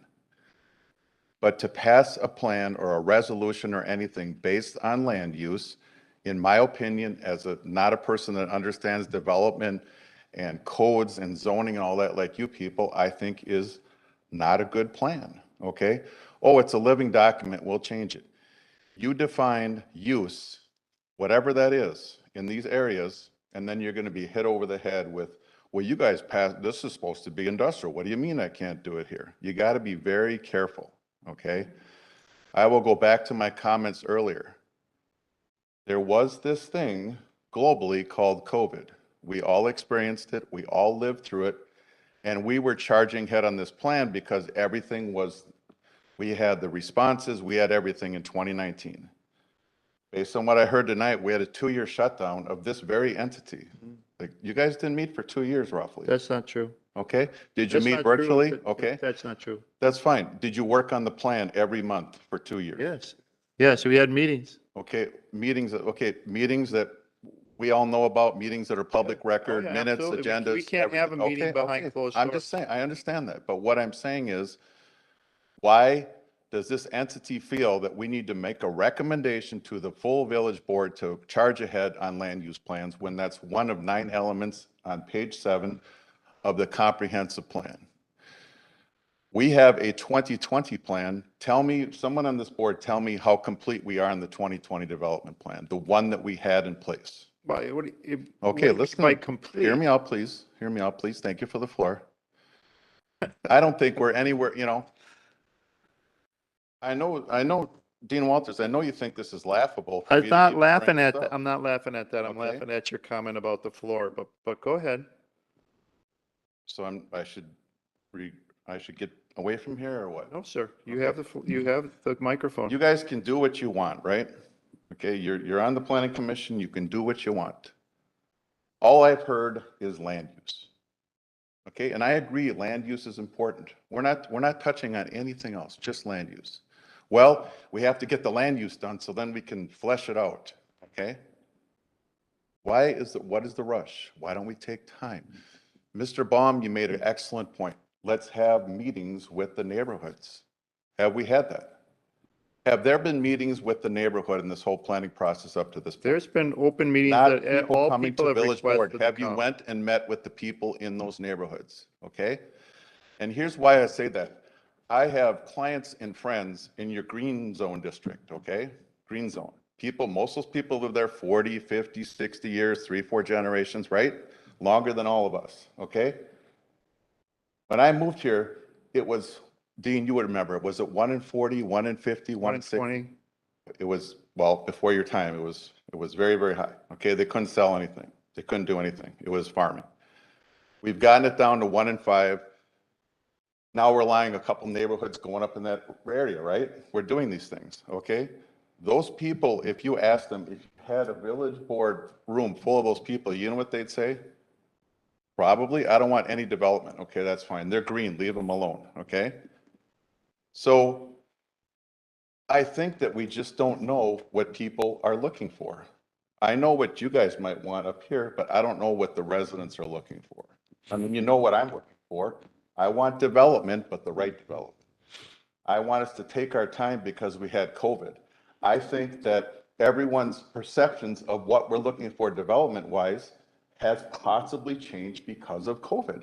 I'm not saying don't work on the plan. I'm not saying I don't ever want a plan. What I'm saying is let's ask the residents if COVID has changed their perception about what kind of development they want in this village. That is all I'm saying. Thank you. In regards to your point about the environmental area, we had a meeting specific and invited all the residents that own property in that area, sent them a letter and told them that the meeting would be on this night for this very purpose. And I think that, what did we get, 15 people? 15. Maybe, but there was a letter for every landowner that was within that green area. And that might not be the person that's there, the landowner. And invited them to say, on this night, we're going to discuss all the discussion points and what we have already proposed or in the plan this far for this area. Please come and give us input. And we did get people here and we talked to them about it. But in regards to that point, Scott, we invited those people here. And we got a turnout about maybe 15 or 20, but it has occurred so that we could get that input.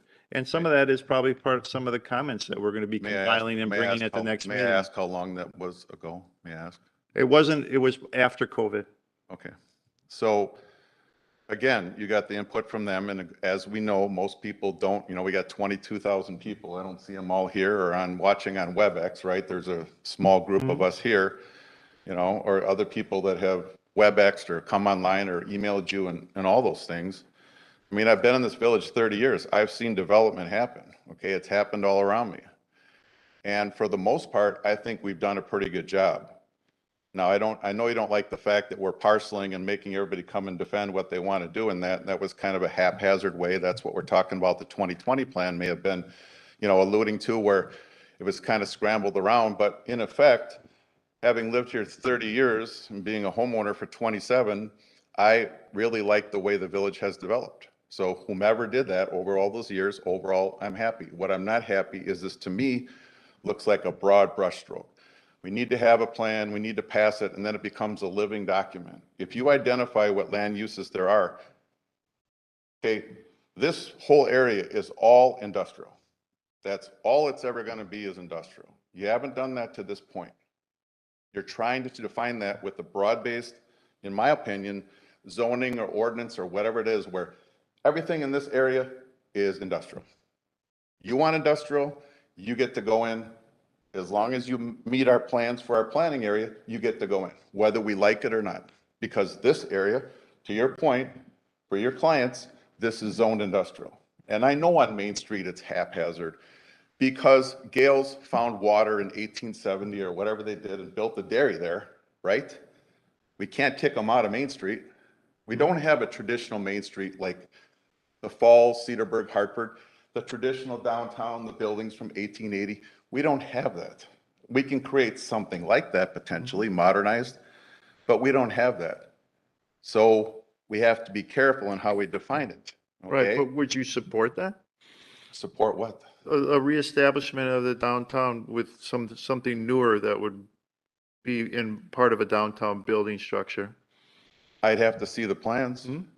As I'd would have we. to know that it's not all going to be paid for by the taxpayers, that some developers have some skin in the game, that we don't just give out $20 million in developer incentives. I'd have to see things like that. Right, well, that's And not not normal. 6 different TID districts. I'd have to see things like that. But yes, I believe that taking land that we own, when the DPW is built and the recycling center moves, that's a beautiful area along the Menominee Falls River watershed. I don't know what it's called. It's the river itself, yeah. Right, walking trails, connection to the interurban, trailhead, coffee shops, high-end condos on the second floor, whatever. There's, I can show you pictures of other places that went on vacation that done the very thing. A cluster area where businesses can go in there. They call it the shops of whatever, shops of Germantown, and have, 10 or 12 different small businesses in there. I don't know, antique shops, consign, whatever it is. Okay, so yes, am I in favor of developing the Main Street? Yes, it needs to be done the right way, right? But I don't just like this seemingly moving an area towards zoning and ordinances, which is just industrial, there you go. Residential, there you go, that there's no give and take and there's no talking through it. It's just you hit the process and you're fine and we're good. Because you got to be careful if you do that. Right. You may get what you wish for and it may not be what you thought you were. But that's why there's a range of uses that are either acceptable or totally not acceptable for each of those areas that are proposing. Part of the reason that we invited the actual landowners for the larger corridor is because it is the area that's going to change the most or can change the most in regards to open land. And we know through surveys, multiple surveys, pre-COVID, post-COVID, or just comments received, that the reason most people like living in this area is the urban to rural appeal. So you can drive north of Freistadt and you're very much in the country, and they would many times made comments in regards to keeping that open, keeping that space open, and how to go about doing that. So that's one of the reasons we invited the people that were within that district or landowners to see what they wanted, that they didn't want, this is my inheritance and I want 5-acre lots. And if 20 of them would have said that, well, then some of that would have been a consideration of what we would find acceptable in that corridor. But the presentation kind of spoke to that in regards to how many additional households are being proposed for Germantown, which could or could not happen. But that's all part of that proposal. And with that, what that would look like if they were all 5-acre lots in this area. How would the land use be used? And in most cases, it would fill it. And it would be all 5-acre lots. So those discussions were made with the landowners in that area for their input. And many of them did provide us some insight as to what they would like to see and how they would like to keep that area going forward. And that's one of the reasons that we had a meeting specific, because it was the largest area as part of this plan, and also the one that has the most opportunity of change simply because it's blank land. People want to develop it that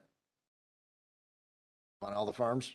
I don't want to see it all turned into, I don't want to see it all developed, so never have. Okay. Also, we set out those 5 areas, 6 areas, that it's time to start talking in detail about them. More so than southern area subdivisions. We don't need to talk about those because they're built out already. But these are what I see as the activity areas where people are reaching out to us to develop them. Let's get in with those people and start finding out what they really want in that area. So I've asked for those meetings to be set up. to go through those things. Can I just ask a question regarding that? If you were to approve the land use the way tonight, then you have meetings later with individual neighborhoods. How hard is it to like change the land use again then after the fact? It becomes a motion and a public hearing, and then it goes to the village board to amend the land use plan. Much like we had on our public hearing tonight. Part of that, which will go to the village board, was for the 2020 land use plan amendment, changing it from its current zoning of agricultural conservation residential to rural residential. That's changing the land use plan, the 2020 land use plan, to what it was, which right now it's listed as agricultural conservation, to rural residential. So we made that motion, and now it had its public hearing. We recommended that it can be changed, or we should make that amendment and also approve the zoning that they're looking for along with the certified survey map. And then the village board will decide if they agree with that recommendation. So I liked where you were going with the Woodside neighborhood and possibly expanding that a little bit. I love that idea, actually. My concern with like, if you just pass it exactly the way it is, zoned industrial in that area, and then say you meet with the neighbors there and everyone's like, oh yeah, that would be great to have the residential expanded a bit. Now, you've all discussed that here, but now you take it to the village board, 7 out of the 9 members are not part of this. Are they likely to agree to it? You know what I mean? I think it's better to have these meetings first, discuss it here, vote on it, and then bring it to the board versus having to change something after the fact that most of the board's not involved in the discussion process of. Well, they're involved in regards to the minutes that they get from this meeting, and also are available to watch or come, like Dennis was here, to the meeting as well. And Jan's here. So, they get their information however they choose to get it. They can also look at the meeting. It's streamed and recorded, so they can go to the YouTube and watch it, which some might. So it all depends, how they choose to get their information.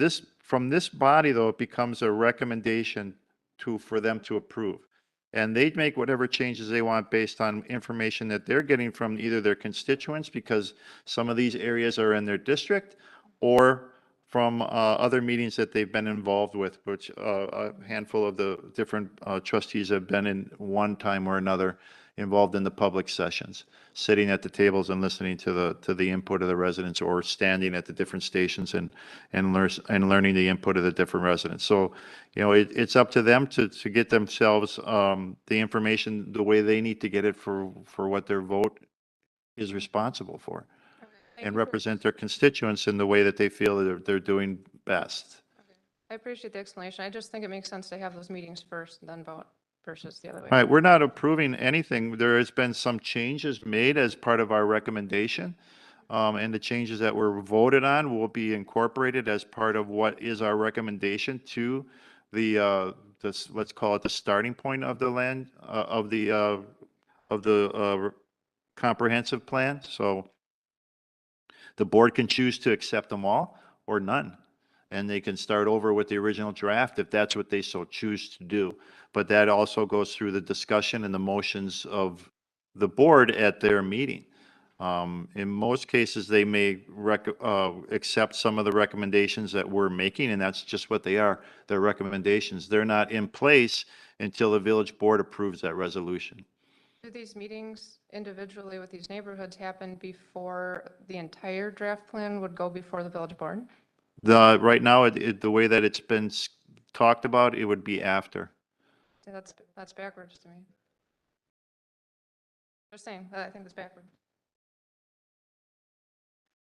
All right, we still have to vote on a motion to postpone, correct? Correct? Yes. Any other discussion? No other discussion? All those in favor, please say aye. Aye. Opposed? None opposed? Motion carries. Next item on the new business agenda is Jacob and Catherine Cervantes, applicants and property owners, North 120, West 13537, Freistadt Road, conditional use permit to raise horses and chickens. Public hearing and action is postponed until the September 12th meeting. New business item H, which is Mary Best, applicant and property owner, North 181 West 12556 Fond du Lac Avenue. Application to rezone a portion of the property from A1 agricultural to the RS4 single family. And a certified survey map has also been postponed to the September 12th, 2022 meeting. New business item I, Fiduciary Real Estate Development, Inc. and the Dickman Company, Inc., agents for the property owners of 89 acres located in northeast quadrant of the Lannon Road, County Y, County Line Road, County Highway H intersection for a 2020 land use plan amendment, rezoning portions of the property from A1 agricultural to the M1 limited industrial and RS5 single-family residential and RM3 residential multifamily district, and possible creation of a planned development district for a residential and industrial mixed-use development. For public hearing and action has been canceled due to the application being withdrawn by Fiduciary, Dickman, and the property owners. So that takes us to announcements. Does anyone have any announcements they'd like to make? Trustee Miller. I would like to let everyone know that we are having the 4th of July this coming Saturday on August 13th. So get some time, come on down to Fireman's Park. We're starting at 4 o'clock. We'll have food, kiddies area with the bouncy house, face painting, and we'll also have beer and adult beverages. We will have the Barrel Wars. We'll have also fireworks. And our fireworks this year will be extended. So we look forward to seeing you and your families. So please come on down. We worked real hard. We will also have our last 4th of July meeting tomorrow night at Fireman's Park at 6 p.m. All right, so this Saturday, starting at 4 o'clock. Yes. Okay, and then going all the way through to the fireworks end. Right, the fireworks will begin at 9. We have band. We have a great band. It's called 3D, and that's from 5:30 to 8:30. So food and beverages and everything from 4 till 8:30. Move over to the fireworks, grab your spot, and enjoy yourself. All right, terrific. Thank you. Any other announcements? If not, we are adjourned. Thank you all for coming tonight. Thank you all for watching, and have a good night. Anything to sign, Lori? Oh, okay, cool.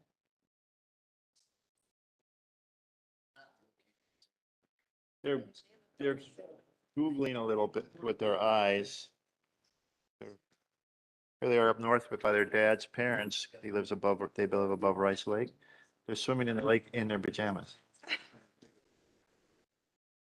Don't ask me why. Here's an example of she works from home. This is an example of what she sees while she works from home. So weirdness in that house.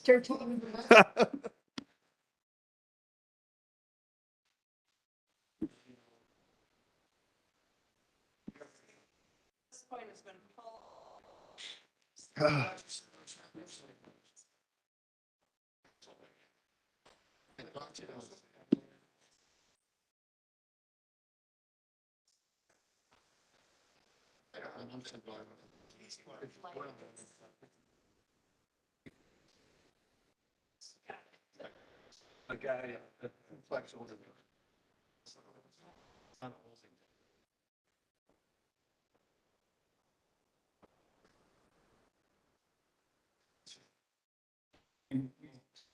Like to see some of it. We don't mix in anything. Keep my own place.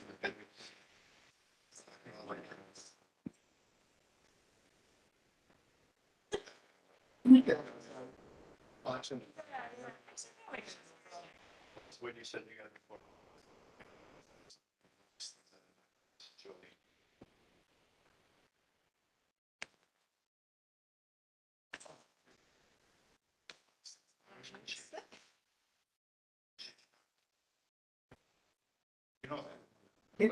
Again next week. That's pretty good.